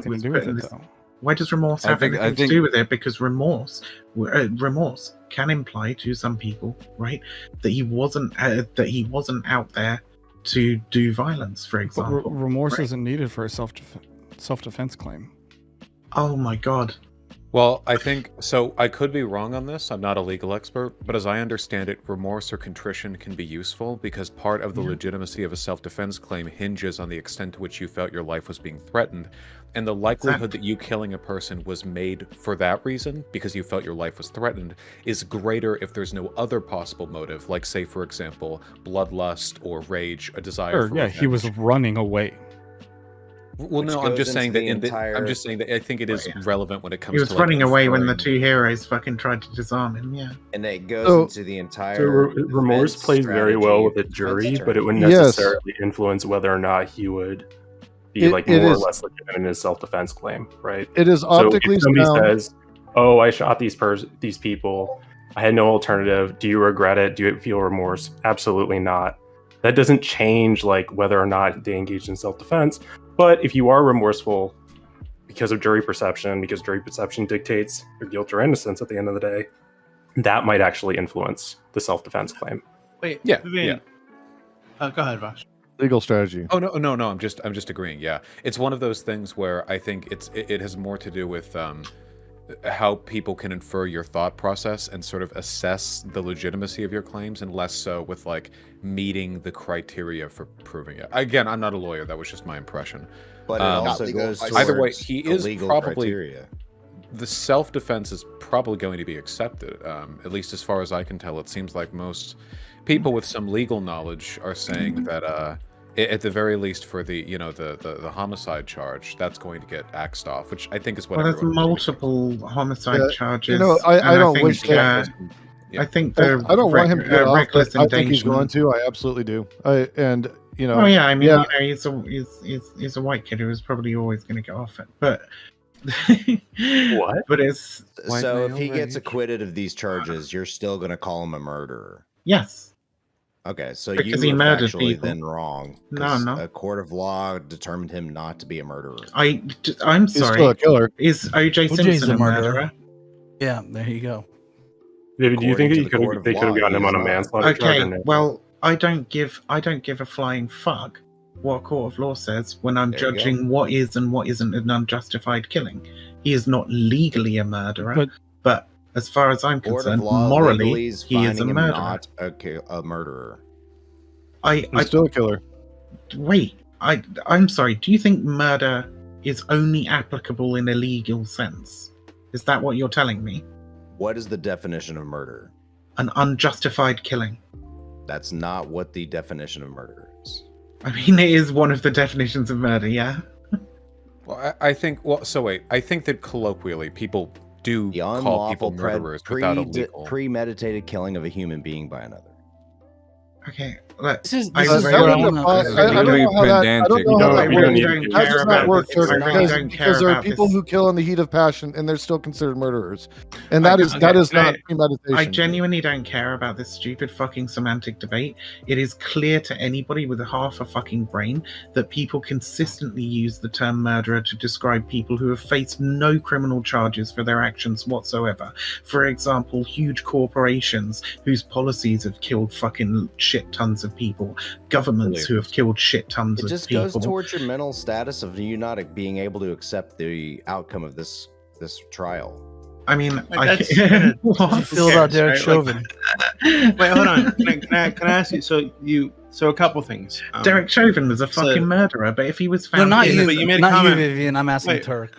I just want to wait 1 second. Wait 1 second. So Vivian, you made this comment that he's a white kid, so he's probably always going to get off. But like, I don't understand why you'd make that comment as if his race has any bearing on the case. First off, and secondly, what I'm also curious about is his race, his political persuasion, his age. There's a whole bunch of things that have a bearing on the case. I think it's I don't think there's any evidence that his race has any bearing on the case, especially given that the people that he killed were other white people. Like, I don't know what you're getting at. White people that are killing white people. I know what. That's why I added the political persuasion thing. It's perfectly reasonable. It's also the amount of fucking people who've been like, "Oh, Kyle can't be fucking white supremacist or whatever because all the people he killed were white." Like this, that's the dumbest fucking argument I've ever heard. Nothing to do with whether or not he was. I don't think anybody here was talking about white supremacy. Oh, okay. So we should always recognize when it comes to stuff like this that barring extraordinary circumstance, we're never going to have like direct evidence of racism. As far as I can tell here, there's none. Not with regards to like the proceeding or whatever result Rittenhouse is going to get. Of course, there is on average a statistical bias towards white people in the criminal justice system, especially with stuff like this, which is like really racialized. Like the context of the case here is clearly, I mean, it's in the context of BLM. So, for example, you can look at the lawyers. There's a bias towards class, like the thin blue line lawyer and everything like that is seated with it kind of culturally, like so when something like this kind of rears its ugly head, it's gonna bear the face of its whole culture. So for him was simping cops. There is a bias towards race, there's a bias towards class, there's a bias towards gender that actually works against men.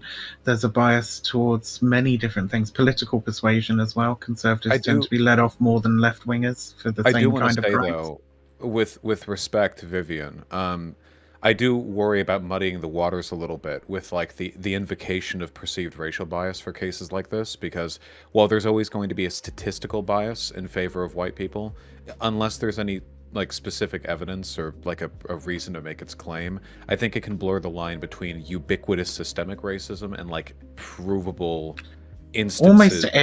Almost every official in that courtroom is fucking white as well, by the way.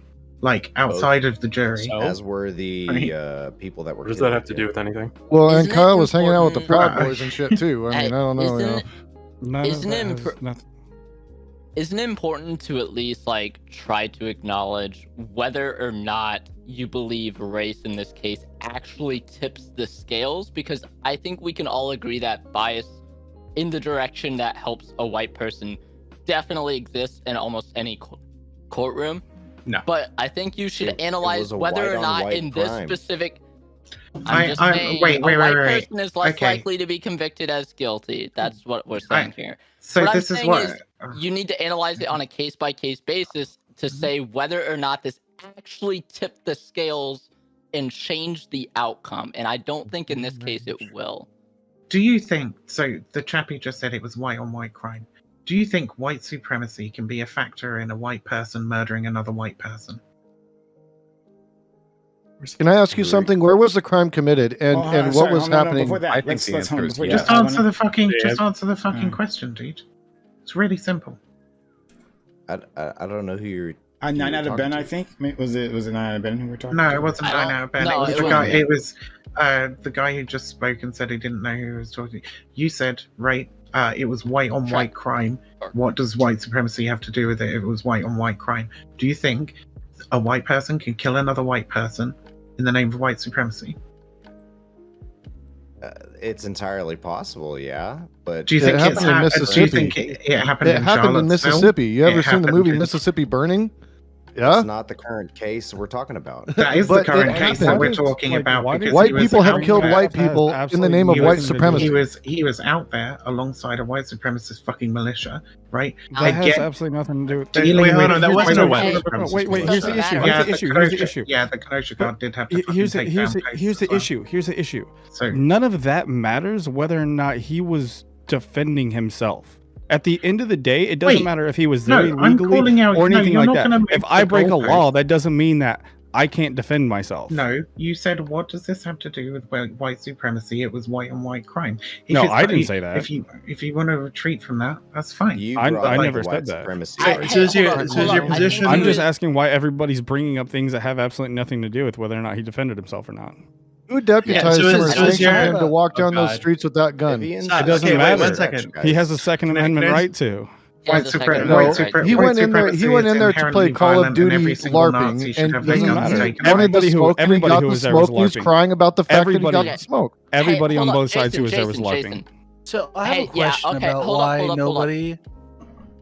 You need to make a actual difference between like Jason. I usually agree with you on a lot of stuff, but like here, you have to make a difference between like what is right and wrong and what somebody has the right to do. I have the right, a First Amendment right to lie to your face. Does that make it morally justified? No. But he was absolutely allowed to be on the street with a weapon. No, he was not. Right. He was 17 and he didn't have a right to have that weapon. As a matter of fact, it was illegal. That's actually arguable under Wisconsin state law when you look at the long rifle. Yes, statute, the Wisconsin state it doesn't matter. We don't even need to lean on that. He shouldn't have been out there with a gun. Nobody should have been out there. He was out there because he was out there in aid of Nobody should have been out there though, Viv. Because he was out there in aid of a white supremacist cause. Nobody should have been out there. He was out there to hurt people that were BLM activists. That's what he was doing. Otherwise, he wouldn't be carrying a gun. He'd be carrying a bunch of fire extinguishers. So you're going to infer that he was carrying a bunch of fire extinguishers. Well, he didn't need the gun. Maybe he should have carried more. He was actually carrying one when he started getting chased. He had holler points too, and that's banned in Wisconsin. So what though? That's not the charges, and I understand. Look. I could levy funny as fuck, non-problematic, non-prejudiced jokes about every member of that courtroom except the jury because I haven't seen them. Okay, but like I don't think that's gonna be problematic for the jury in deliberating their case. I don't think that's gonna fucking hurt race relations in any fucking country to the point where it's gonna be detrimental to some people to make some jokes about Rittenhouse crying the way he did, bro. Oh my god, I mean, Rittenhouse is already to pull it back. I don't give a fuck about him crying, and I actually have a picture up on my stream of him crying right now. I think it's fucking hilarious. Get mad at me about it. I don't give a fuck. I wanted to add a hypothetical. Okay, OnlyFacts and Doobie. So it is. I'm gonna preface it that it is kind of silly, but a lot of people will tell you, well, it doesn't matter that he was there in the first place. That what's important, that he was acting in self-defense, etc., and that his intent in going to there and defending property that's not even his, that he wasn't even being paid to defend. I mean, thinking somebody that's on the right wing like him, he would probably want to be paid for his services. I guess he's just donating his time, gas, bullets, and weapon. But let's say I wanted to go to Syria and I'm picked up by U.S. Special Forces with an AR-15, and I just want to defend property there from the Assad government. I know this is in the jurisdiction of another country, but I would be picked up and called a terrorist, and I would probably go to jail. I was actively putting myself in a situation where there could be violence, and there is violence to be had. I don't know. And I'm not saying. You should. I mean, you should probably team up with local forces or whatever, and not really go out there and do it by yourself. But like the sentiment, like that's pretty base. Yeah. So then it comes down to this: if you wanna sit there and say that like, oh, he shouldn't have been out there because he was breaking curfew, charge him with that. If you want to say that he shouldn't have had the rifle in the first place, go ahead, charge him with that. He shouldn't have been out there. What he was doing, but if you want to sit there and say that like him being out there because of curfew and like he shouldn't have had that rifle in the first place, therefore he doesn't have a right to defend himself when somebody's aggressing upon his person, then you're just straight up wrong for that. How about he shouldn't have been a bitch ass white boy? He was a white. I would agree with that. He was a bitch ass fucking motherfucker, dude. He was a white supremacist out there in opposition to fucking to a black civil rights protest. That's the moral fucking crime and the reason why he shouldn't have been out there with a fucking gun. Okay, that doesn't mean I'm sick of all himself though. He can't defend himself because him simply why did the bicep guy go out there with an unlicensed firearm? Or he's not allowed to defend himself. It just wasn't renewed. He can't defend himself. Because why did the guy that got blown up in the bicep go out there with an unlicensed firearm concealed? Let Viv finish, please. He can't defend himself because him being there in aid of a white supremacist cause is in fact an act of aggression. Yes. So going out there. So then what should have happened to him, Vivian? What should have happened to him? Yeah, when they jumped him, what should have happened to him? POS warning. Police should have picked him up long before that. Instead of giving him water bottles. I want to hear this answer. TOS warning. Well, we know the answer. He's not morally permitted to defend himself. Kyle Rittenhouse, every member of the Kenosha Guard, and the other fucking militia groups and random fucking white supremacist vigilantes who were out there should have been fucking run out of town by the protesters who were there, right? And I would even go so further as to say that like pretty much all those protesters should have been fucking armed, organized, and trained.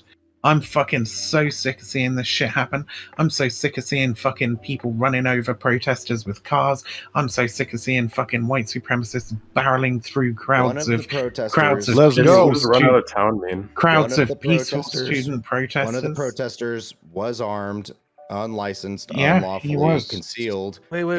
Rittenhouse. I'm not making it. I'm not making a legal. I'm not making a legal argument here. I'm making a moral argument here. Okay, so can I respond to that? I don't give a fuck about the law. What I've just advocated for is illegal. What does run out of town mean? What does that constitute? Wait, no. Before we get to that, though, so are you saying that they should have? Hold on. Go ahead. That means they should have used the minimum amount of force necessary to fucking get them out of the fucking area. Doobie. Okay. So to be clear, you're saying that given that, so this was a community that the night before buildings were set on fire, right? And some of the business owners in this community did ask for people to help them protect their stores, right? And this is a community that he had worked in before, that he was very familiar with, that his father lived in, right? So you're saying that if he's out there trying to defend his community from people that are burning down buildings, he's not stopping the protest. He's not counter-protesting. He's just trying to keep people from burning down buildings in this community. Do you think this aligns him with white supremacy? And that makes it reasonable for somebody to run him out of town? He was demonstrably fucking there alongside white supremacist militias. I mean, I think going out the drinks with people. White. Wait, that's not. It's not that, Doobie. It's more specifically the fact that he has aligned himself in several photographs and images with like Proud Boys and stuff. Like, I mean, how is this not on? he was fantasizing about shooting people before he went there. What are you guys talking about? Wait 1 second, Ben. That's dishonest, Ben, because that happened later, right? I'm talking about what happened that night. So that night, he and those other people were there to defend buildings because people had been setting shit on fire in the town. Dude, I have a question for you. Do you think that let's say, and it's okay to put your own opinion out there, speculate on this, all right?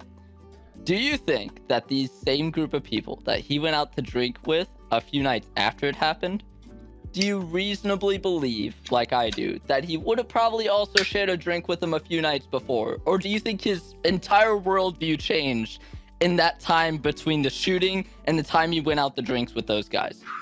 Do you really believe that his entire world? I don't think that going to being invited to a bar and going out and having a drink with people that are supporting you after this very traumatic thing you went through automatically means that you support and endorse everything that those people. I don't know. He has a lot of social media posts that say otherwise. But I'd appreciate it if you just answer the question. So, are you saying that because this was a pro BLM potential riot, and that these people would have been burning these buildings down in support of BLM, anybody who would have kept them from burning down those buildings was in support of white supremacy and should be run out of should have been run out of town? Oh, am I saying that? Yeah, that's what you said. That because he was there with these people to keep people from burning down those buildings, which is what they were doing. Right? Do you really think he was there to stop burning buildings? That's exactly what he's doing. He's on video doing exactly that. He's not on video harassing people. He's not on video harassing people. Give it a try. I mean, he asked me the question. Okay, hold on. First of all, like, let's not pretend, okay? Hanging out with Proud Boys is pretty fucking telling. Like, come on. No matter what situation you've been through, okay? If no matter what traumatic situation you go through, if afterwards you're hanging out with the Proud Boys, it's telling. Does it automatically indicate anything 100%? No, nothing can, but it's something.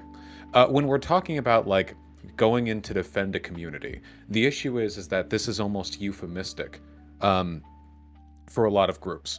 Because defending the community has been a centuries-old rallying cry for white supremacy in America. You can go back as far as the Ku Klux Klan, but very often a desire to oppose civil rights, to oppose blacks' voting rights, or I mean, there's a ton of stuff. Usually, like, it's not always rallied behind with, like, yeah, let's go fuck up black people or whatever. And I don't think Kyle Rittenhouse wanted to do that, by the way. But it usually gets heavily tied into the idea that people need to, usually white people, usually like pro-police white people, need to organize to defend communities, usually in a way that involves violence, threats, and intimidation, which open carrying near a protest unquestionably is. Now, does that mean it's wrong to open carry at a protest? Not inherently. I mean, I think the Black Panthers did it with a lot of rapport and discipline, which I think was respectable. I don't even necessarily have an issue with using violence to defend your property. I know there are a lot of dirty commies on here who will say, like, oh no, a human life is a delicate flower which must never be infringed upon, no matter the... No, that's bullshit. Like, if people are... Yeah, so I'm not defending any of that shit. However, what Kyle Rittenhouse did is historically and contemporarily a terrible way of defending communities. It exacerbates tensions. It heightens like the likelihood of violence significantly. It's just not a good way of handling things. So let's back away from, like, the idea that whether or not Kyle Rittenhouse is a white supremacist hinges on the explicit intent of his actions, because I think that both parts of that equation are wrong. What we should ask ourselves is, was Kyle Rittenhouse being motivated to perform a useful, helpful civic function, and is what he did aligned historically with what white supremacy has often looked like in this country? And to me, the answers to those two questions are no and yes, respectively. So okay, but wait, can you charge someone with murder based on that? Because I agree with you entirely. No, I understand. When I say Kyle Rittenhouse is a fucking murderer, I'm not saying that. I understand. I'm not saying legally. Why are you asking a question then? If you understand? I'm asking a question. Just let me get through it. I agree with, like, literally everything Vaush just said. What I'm asking here is, okay, if he's guilty of doing that action, which I agree with Vaush, what should be the legal punishment for it? I don't think it influences the legal outcome. Exactly. Well, right? My thing is, it's really difficult because I believe his intent was absolutely to go there to kill people. I believe his intent was absolutely bad. But I believe I think you're probably wrong there. But I believe I believe his intent was to go LARP, and he infantilized about killing people, as we could see through the video before. There we go. I specified a little bit better. All right. Regardless of that, the exact situation of that exact killing, I think, is well and justified self-defense, even if he's bad enough of a human being to actually do it not in self-defense. The issue is bad people can do technically morally justified actions while remaining bad people. I think Kyle Rittenhouse is a terrible human being. Bad people can do morally justified actions, right? But if the KKK marches through your fucking neighborhood, that is an act of aggression on their part. And if you go up and kick them in the fucking face, morally, not legally, right? You are entirely justified in doing so. And them fighting back is not fucking self-defense because they threw the first fucking. Why is that an act of aggression? Wait, hold on. Wait 1 second. Wait, hold on, Ben. 1 second. How's that an act of aggression? Ben, wait 1 second, Ben, please. So what if the KKK is in a neighborhood and then people go into that neighborhood and set shit on fire? Like, did the KKK not get to defend themselves? Do they just need to stand there and take it? They don't get to defend themselves. The KKK have no place in a civilized fucking society. Okay, should be run out of every fucking. So these people. But what about wait 1 second. No, wait 1 second. You? So you think that because he's aligned himself with white supremacy, quote unquote, that he has no ability to defend his community or these businesses that they've been asked to defend or any of these things because they're on the wrong side of an issue. It's not the wrong side of an issue. It's that they're going to adjudicate that action with a bias. If he's taking action in support of that agenda, then no. Wait, but the action he was taking was not allowing people to set fire to a building. The reason they were there the night is because the night before buildings were set on fire. That night, he and others in the group prevented other buildings from being set on fire. Right? He went there with hypervigilance in mind, and he was going there to be hypervigilant towards a certain group of people. Yeah, a certain group of people that were setting buildings on fire. Wasn't there even days where he was just like scrubbing off graffiti off the walls, just trying to repair some of the damage and doing the cleanup afterwards? Like, wasn't that there? Why did we even entertain this? That I love this rehab. True, Viv. I'm sorry, but that is something that happened. It's also true that he went out to the protesters and he you offered don't like them. that fact, Hold on, Vivian. he went Keep off. simping for the clan, you He went fuck. off. Okay, shut up. He went. Hold on. He went out to the protesters, right, and he offered them medical aid, right. The only medical attention that I saw him that we have video of him doing is to one of the protesters. First aid kit. Right? That's not. Wait, hold on. But he went out and he offered them help, and he bandaged up some of these protesters that you guys were saying that he was there to kill. I am not saying that he was there to kill people. Okay, that was Ben, I specifically. No. I clarified. And I specifically. That he infantilized. And I specifically objected to him when he said he went to kill, and he did then amend his statement. Yes. Right. Yeah. Like, I did not say he went there to kill. I said his presence there was in fact an act of aggression, being as he was allied with demonstrably white. Yes, strangely enough, I know that there are a lot of people in this voice channel, Viv. When someone says something, it's not always directed at you. Okay, I know that. Here's my problem is every time somebody mutters, it's a lot of fucking bad faith. Every time I hear a right winger mutter about defending property and property being burnt, a lot of this property being financed by big banks that are getting bailed out all the time, but that's a whole total different thing. It's funny that this same defense of property thing is never talked about when some stupid NHL team wins and burns half of a downtown, or when University of Kentucky wins in basketball, or et cetera, et cetera. I always see it when there is some sort of civil rights thing. Wait a second. Governor tell me where the Reagan fucking in 1976 militias are. does the Mulford Act because the Black Panthers are walking around with rifles, and all of a sudden, Republican Governor Reagan doesn't want the Second Amendment right to be practiced by American citizens. So it is about race. It will always be about race, and that's how it's always going to be. So to come here and whitewash it, literally and figuratively, washing the walls off or defending what? I mean, like, look at how Walmart is constructed. Not Walmart. These were local businesses. Yeah. Walmart, I think the problem is the local businesses, even the black local businesses. No, I don't care. Yeah, all Wait, those black local these businesses buildings that are burned built in into a way that really don't last more than 5 to 10, 15. I mean, we are assigning so much value to something that is of no value in this country. Their entire lives can be destroyed, and there is value there. You take away a person's livelihood, and they're already struggling black people, and then you're taking away their livelihood. Maybe their family photos were in that. Maybe their family photos were in there, or there was sentimental things. These are destructive measures, and if you don't have the appropriate insurance for rioting, your family's destroyed. You put out if you're shooting somebody. Property destruction. If we want to mitigate that damage, okay, here are some facts. Rioting is a natural component of the human condition. It has been practiced in every country on earth. It has been practiced in pre-modern society. It is a thing that happens. And the way we have to deal with it is with proper police responses. That is the way to mitigate damage done by protests and by rioting. You control where the protests are, you control where they go, you have strong police walls that don't instigate violence, but do prevent them from reaching certain resetional areas. But the police couldn't even fucking do that, because they were instigating violence all over the country. Hold on, let me get to the punchline. There are preemptive measures that you can take. I know it sucks and that it's not fair. Boarding up your windows as a small business owner must be a terrifying and harrowing experience that I couldn't even imagine. The knowledge that you have so much money, your whole livelihood wrapped up in like one building, and you have to board it up because you know protests for something that you maybe even support are going to be rolling by soon. I know that can be really difficult, or at least I assume. I imagine it's difficult. But the solution to this is not encouraging vigilante militias to maraud your neighborhood with firearms. That's just not, it's just not a good, it's an ineffective way of handling it. The best way to do this is to expect more from your police.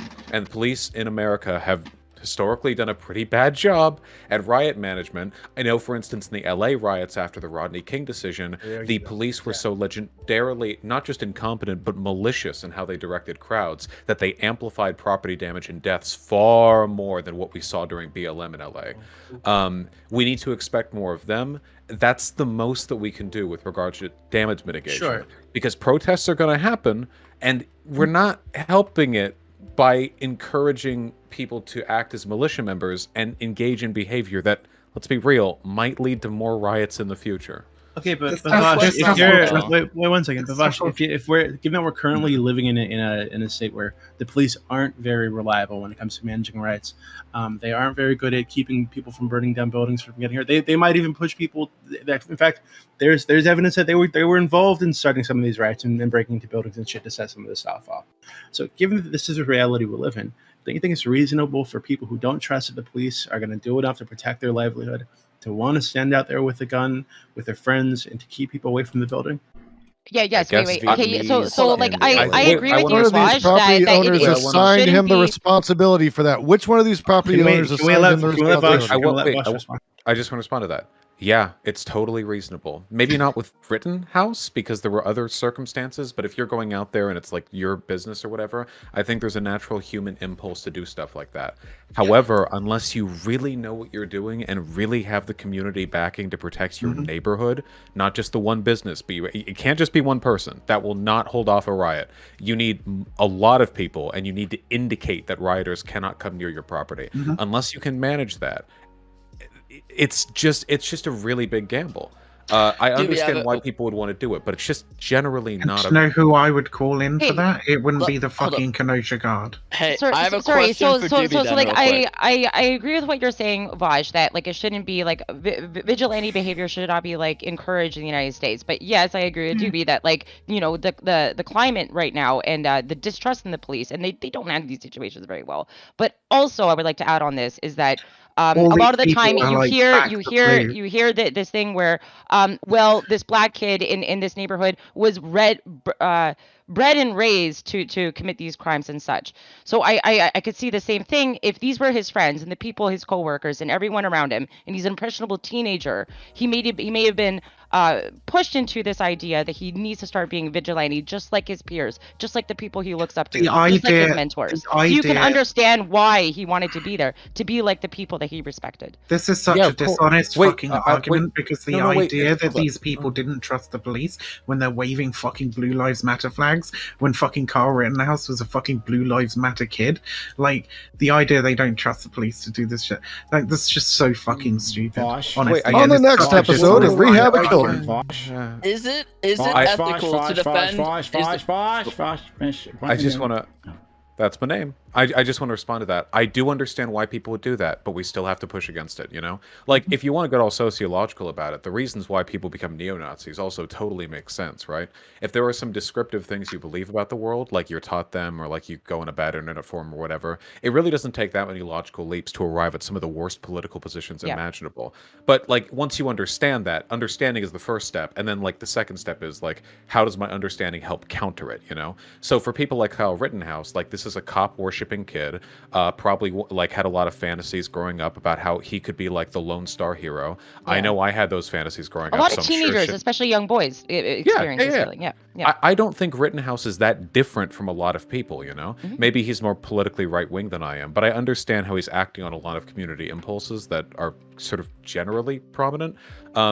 But we still have to push back against it in this, especially in this particular form, you know, because there's always more to it than just community defense, right? Like, we can look at Rittenhouse's politics. His politics don't begin and end at community defense. There's a lot wrapped up in there, and you have to think of ways like, how do we culturally discourage this? One of the ways you could do it is by not having any rioting and, you know, go bet on that horse at the racetrack, I guess, if you're gonna wish on a star. But you can also encourage like better behavior from police, like reform that make them more trustworthy in situations like this, so that they respond to protests not by instigating violence or causing it, you know, property damage themselves, but rather by like effectively controlling and minimizing the damage, stuff like that. Or your cultural narratives about BLM. We know conservatives were exaggerating the damage done by BLM. They're literally burning cities, and we have the bill from all the damage BLM has done. And considering that it was the largest civil rights protest in our country's history, and it lasted months and months, and it was all over the country, not really that bad. Not to say there weren't 2 days of the war in Iraq. Yeah, like in terms of like the money America throws around, but conservatives were talking like our country's infrastructure was literally like being torn. I think that's only because like it was so noteworthy. Like and to say that we are in such strife that this is actually what happened. It is a noteworthy thing to talk about. That's why we're talking about it today. Everybody knows it's noteworthy. These contributions are pointless. The focus on the BLM protests said nothing about the fucking like over 100 vehicular attacks on protesters, etc. The narratives that we created around these riots and protests, right, was utterly fucking disgusting and hyperbolic, and was aimed to paint the BLM protesters in the worst possible fucking light. And that does create like Rittenhouse type dealios, where people see all this and they get a really imbalanced perspective on what's going on, and they get like super doomer, like, because Rittenhouse probably thinking like, oh shit, America's under attack, you know? So he goes on out there, and you know what happens, and we have to reflect on whatever cultural trends brought us to that point. That's my only argument. And he picked the wrong fucking community because of the information. But the problem is, right, you have two ways of attacking these things. You have to recognize the social things that are going on, right? What we were talking about, the media, what we were talking about, various narratives around the protests and so on, and you have to fight back against that. And that's how you stop more Rittenhouses being created. But once a Rittenhouse has been fucking created, then you need to deal with the individual. You have to defend against that shit. Okay. So I Rittenhouse within. I wanna hear from Turk. He hasn't said anything and 9 on the bed. So I've got a couple different things. So just to, Vaush, I know you love like theorizing stuff, right? So if Rittenhouse didn't have the AR-15, okay, and he just had his fire extinguisher in one hand, his med kit in one hand, but he had a pocket knife in his pocket, right? And he goes in and he's in the exact same situation with the first person that he killed, and he happened to kill the guy by, stabbing him in the throat. Would that be considered the same thing that he's going through now, because he's using a different tool to defend himself? Well, morally, I think I would be more favorable. in large part because you can't, like, he wouldn't have been open carrying it, you know? The big implied threat of bringing, like, an AR-15 to one of those protests is, like, walking around as a visible, like, yeah, I'm a militia member, yeah, I'm escalating violence through my presence, yeah, my presence around you could mean, like, death for any one of us at any time because I have a machine that can kill instantly. Stuff like that, you know? Like, that's what a gun is. Okay, but if you have so- a knife, the potential for violence is concealed. But your concept of Rittenhouse being out there providing fire extinguishing services or providing a bandage boo-boo kit to whoever asks for it, or saying, hey, you dislocated your shoulder, there's a hospital down the street, you're cool with Rittenhouse being out there doing what he was doing without an AR-15. It's just the fact that he was brandishing a weapon. Well, It's not just the fact that he was brandishing a weapon. I'm asking Vaush, Vivian, shush. Oh, fuck you. I'm sorry. Jesus fucking Christ. It's just so obnoxious. It's obnoxious because I'm asking someone else other than you. Yeah, basically. Exacerbates the issue massively, I think. My issue isn't going out when there's a protest, and my issue also isn't having the capacity to defend yourself if attacked. It's the combination of open carrying with being there as part of a militia, with being there as part of a broader cultural narrative against the aims of the movement that people were protesting in favor of. So if he came there as a medic, but still like a conservative, like anti-BLM type, but he wasn't open carrying and instead had a knife, I mean, I guess I wish he wasn't a conservative, but I wouldn't like look at him and go like, why did he bring that knife, you know? So it sounds like the act he was doing was okay. The fact he had a firearm on him was the big boo-boo. He just said it wasn't just the firearm. Holy shit. Like, open carrying is the big act that exacerbates the potential for violence and escalates. And that's why I asked tension. for clarity, Vivian. Jesus, shut up. also him being there with the fucking militia members and so on. That Right. actually If he didn't have a gun, but they all had guns, then it would. Yeah, but I like mean, you just even if they- conceded, even if you none wouldn't of be them- upset about that. You'd be like, whatever. So even if none of them had guns, right, but they were still quite obviously there in opposition to the BLM protesters, that's still a fucking act of aggression. It's not quite to the same level of danger. Don't give me the fucking facts, how. For the record here, Vivian is going one step past what Vaush is saying, Yes. and saying that them just being there is an act of aggression, and they should be they shouldn't be able to defend themselves at all. Because I have no say. I have no say over whether or not they should be able to. The thing that I'm saying is that I don't believe that they can be defending themselves if they are the first ones to commit an act of aggression. Okay. Oh, let's But go. why aren't these rioters committing just being there is aggression? It's basic logic, dude. Sorry. Defending property is an act of aggression, according to Vivian. Okay. Is that what I said? Did I say not- defending property? Did Were I say they? that? Was he asked to defend that How property? Was he incredibly, assigned how to defend that incredibly bad property? faith can you To be? answer Jason's question, was he asked to be there? Yes, it is How on record in the incredibly bad faith Was can he you be? deputized Who was he by the sheriff? contacted by? He was contacted by. He You can go and look deputized. at the court records. Someone from the car source asked them to be there to actually defend the property. And was he by the car source when he shot those people? He was running between like 2 and 3. He was heading to another location where fires were being lit, and he was going to put out the So, fires. so he wasn't at the place he was supposed to be guarding. Is that what you're saying? No, They he was hold running. on, He was fireman running. There were with two an AR-15. locations. Yeah, There's there were two two locations. locations, He's and the running two other different location locations. was about to be set on fire or was getting set on fire, and he was Jason. actually radioed and asked, or no, on the cell phone, asked to go to the location. So he Yeah, he was was running going with where the he fire should extinguisher. be. He was going as a body He's to actually a put out the fireman fire. with an AR-15. He left multiple times. Not out of So- bank. Wait, why does that matter? Not out of bank. Give it a try. You've been waiting. All right, so real quick, I want to respond to this, and then I have a specific question for Vivian. All right, so one, if you actually look at the video, mainly the main video that they threw out or said that they couldn't zoom in on because it was like a drone, the car lot of which he was actually told to defend is to the left, and the fire he was called to go put out is like 1 block to the right. So I'm sorry on that one, Jason, you're kind of wrong. I No, I was like asking the Rittenhouse. question because I didn't know. That's why I was Oh, asking. okay, you're good. And we you're provide good. clarity. All right, cool. Anyways, I have a specific question for Viv. Happy? All right. Anyways, So, if your take is that he had no right to be there, and that because he had no right to be there, now all of a sudden he has no right to defend himself, what exact change to the law? And if I misinterpret what you're saying or Okay, anything, I'll tell you please point it afterwards. out. Just finish. Yeah. Okay.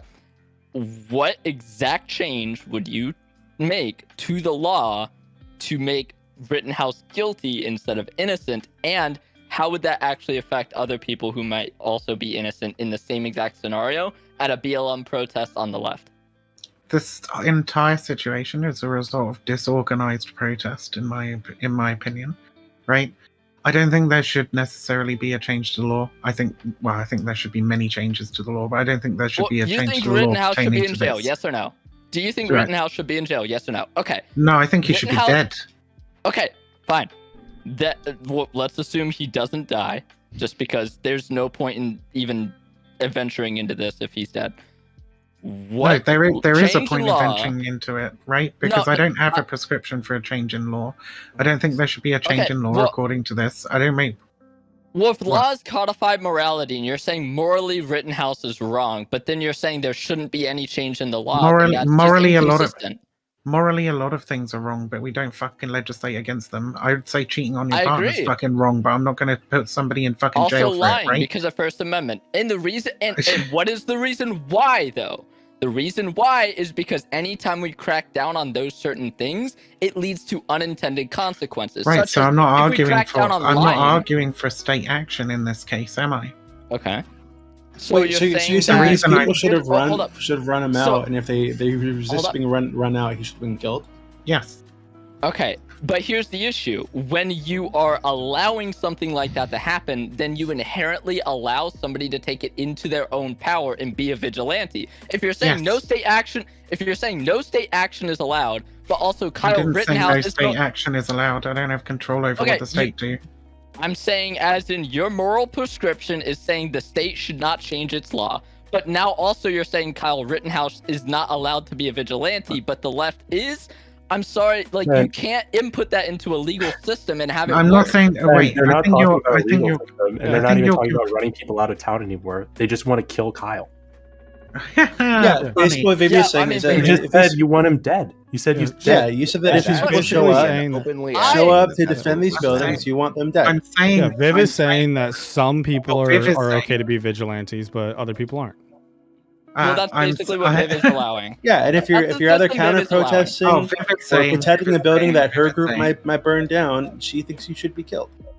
Viv is saying. Viv is I saying. wanna- Viv is saying. I want to make a point. What else is No, Viv Viv, correct me. saying? Viv, what is your Yeah. prescription? Lots of dumb Viv, shit. go. Viv, what is your Go, Viv. prescription?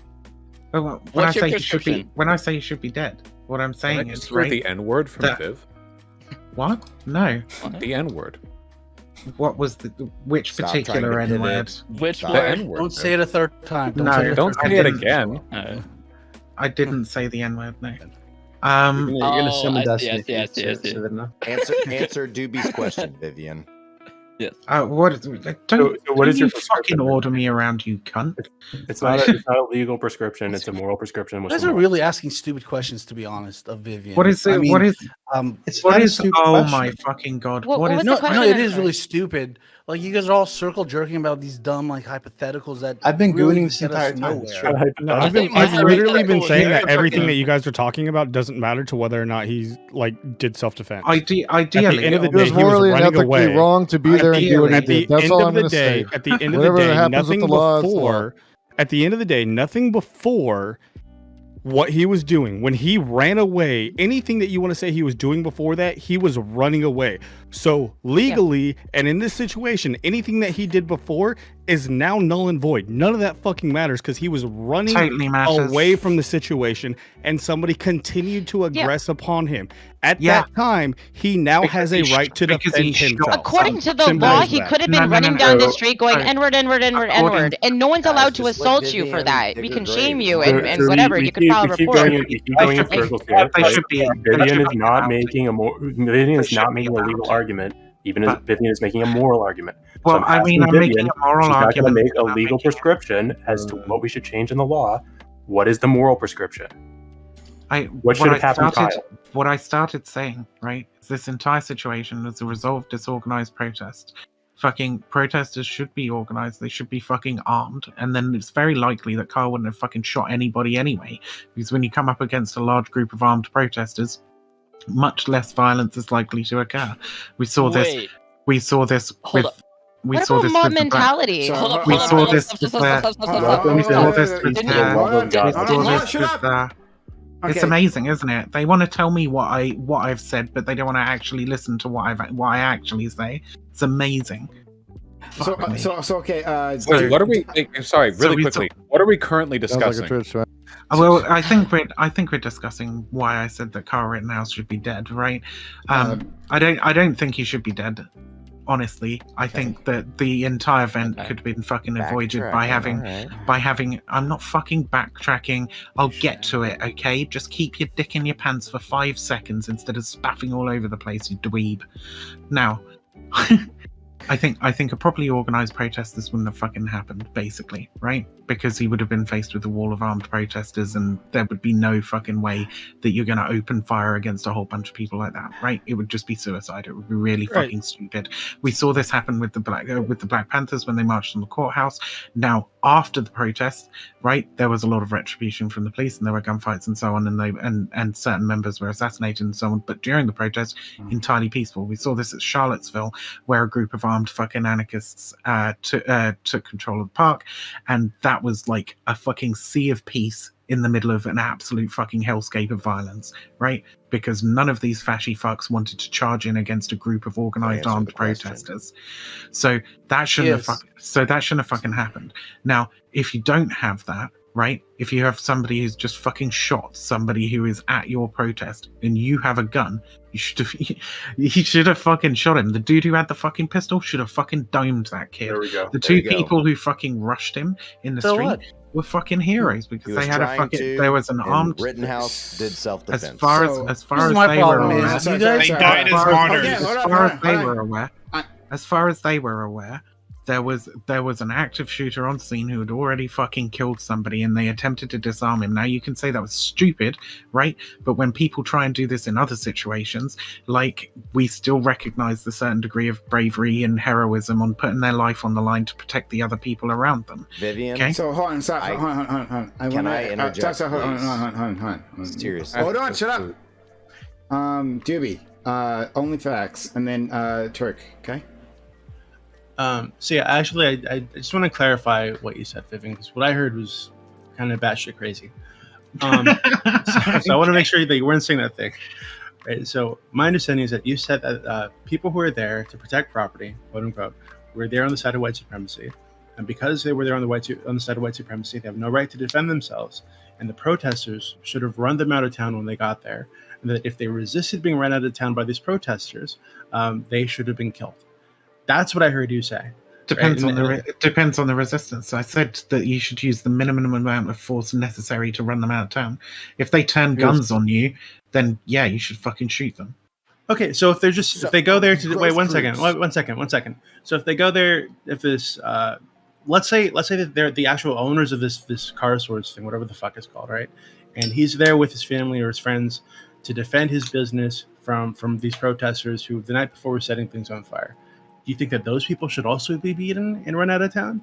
Because them being there to defend this property puts them on the side of white supremacy? It's not what I said. When I said I didn't say a separate question. That's the frustrating thing about this, right? Is that like I forget who it was now, said that they should be run out of town because they were there to defend property. It's not what I said at all, right? Like, we can recognize the broader context of the militia presence in that town in opposition to the Black Lives Matter protests, and we can recognize that, like, certain business owners might want to protect their property. Now, if they call on fucking groups like the Kenosha Guard to do that, they're allying themselves with fucking white supremacists, and that fucking sucks. That's a really bad fucking choice that you just made, all right? Okay. But if I was worrying about, like, my business, my house being fucking messed up by rioters, right? I would try and reach out to any organizations that were involved in the protest first, right? But if that was fucking unsuccessful, then I would reach out to other community groups to help me defend my property if I needed to. I would not reach out to like known white supremacist fucking militias to do it, right? It's exactly What if the you same didn't thing know as they were white supremacists? Okay, though? You said no. the owners of CarSource did not ask Kyle Rittenhouse, according to an article from the Insider, to actually his be political there ideology. and do that. No? No, they asked a group of people We're out of of which line. Kyle Can was we a part get of. back in order. Yeah, Okay. they asked a group of people that Get Kyle back in was a order. part of. we're Okay, working I off a want- lot of hypotheticals here, but Well, No, yeah. it's not, So, these aren't really. What I'm just kind of like boiled down on is if are you saying then that if you know, I'm saying say- white let's say supremacists this rolling business into your owner- town is an act of aggression. That's why let's say I'm this business owner does reach out to the Kenosha Guard, and there's an indication that they might be like a racist white supremacist group. But all they're doing there is standing in front of this business and keeping people, primarily white people, from burning that business down. Right? Do you think that they still should be run out of town? And if they resist being run out of town, they should be attacked and beaten and even killed if they resist?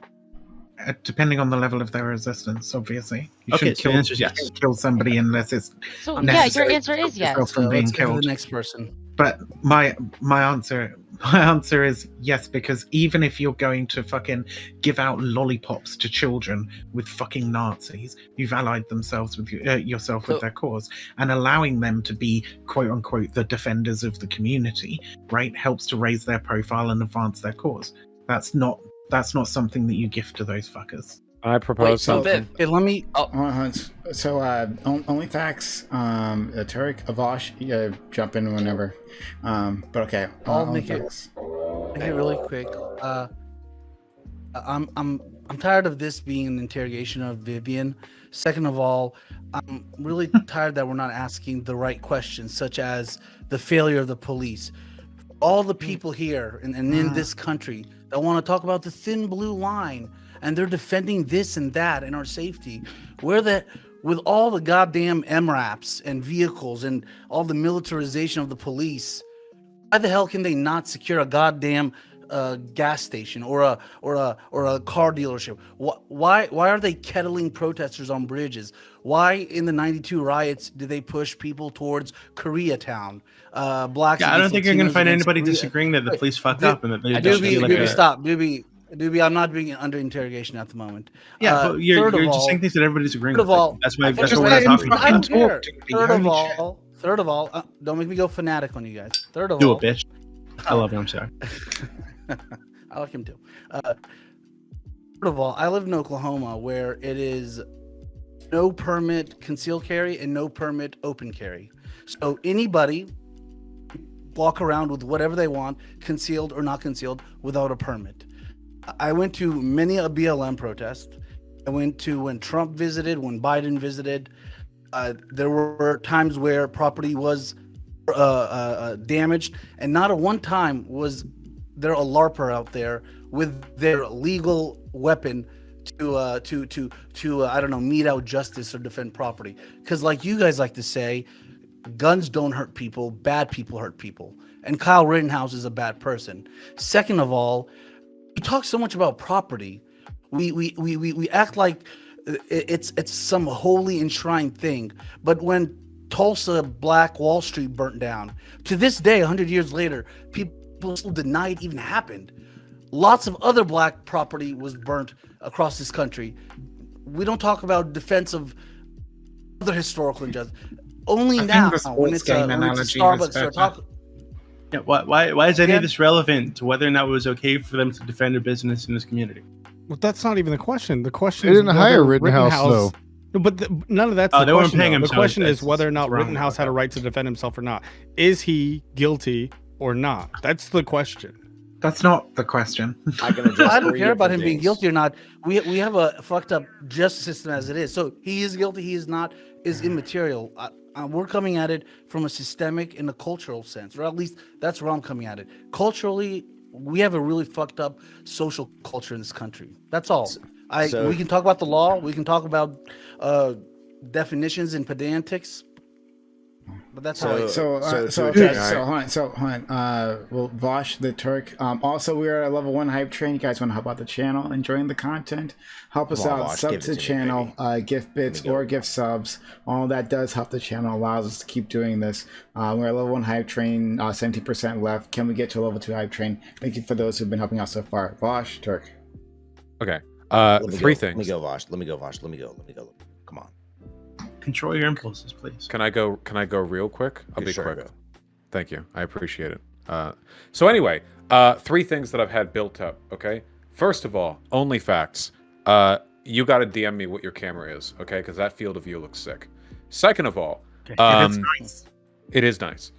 Second of all, I have to go. It's almost 11. But third of all, and this is the good bit, I think another thing that we can focus on here is responsibly teaching people how to respond to protests and riots, whether they're on the left or the right, whether they're for or against the content of the protests, okay? One of the things that I really enjoyed about 2020 was that during the Hong Kong protests, there was a lot of media circulating in the West. This sort of came from them about responsible protesting tactics, you know, whether you're facing police violence or not, like, hey, we need people here who are medics, we need people here dealing with tear gas, bring extra t-shirts, bring this, bring that, bring milk, I don't know, have fun. There's like a lot of like really interesting technical stuff. I mean, there's no room for it like employment-wise, but it could be like a job, you know, like responding to protests, whether you're there for or against it. So if we want to get anything positive out of this, whether you're on the left or the right, we should spread responsible messaging. What should you do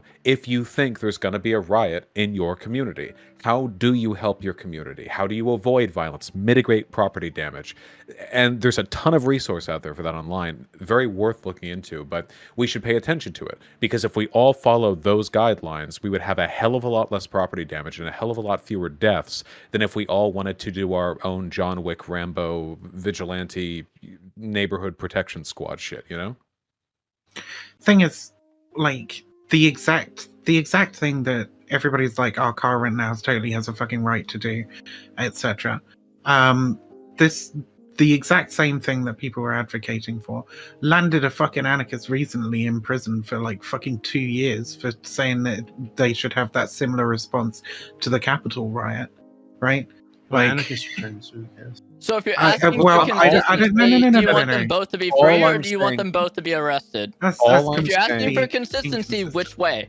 All I'm Okay, saying no. is that I agree with you, consistency, but which way? Do you want them both incarcerated or both free? Pick one. What, me? Yes. That's you. I already said I don't give a fuck about the fucking legal position here. I think the law So is both like of them fucked should be in so free. many ways. What? Kyle? Well, she thinks one should be killed and the other shouldn't be killed. Yeah, she thinks one should be incarcerated due to their That's ideological that's what I'm preconceptions, pointing the other out. shouldn't. Yeah. Look, Yeah, all that's I'm what I'm pointing saying, all I'm saying is that if the next big fucking civil rights protest comes about and I go on 4chan to see what fucking counter ops they're planning, and I see people sharing like, okay guys, bring wet towels so that you can like help people who have like fever or like anyone who's injured, okay, bring this, you know, bring tourniquets and make sure to bring that, like that would make me a lot happier than people posting pictures of guns laid out in their bed. That's all I'm saying, okay? I love you all very much. Legit a good convo. Good luck, Vivian. You got a lot. You're all right. Y'all take care. Have a good one. See you later. Take it easy. If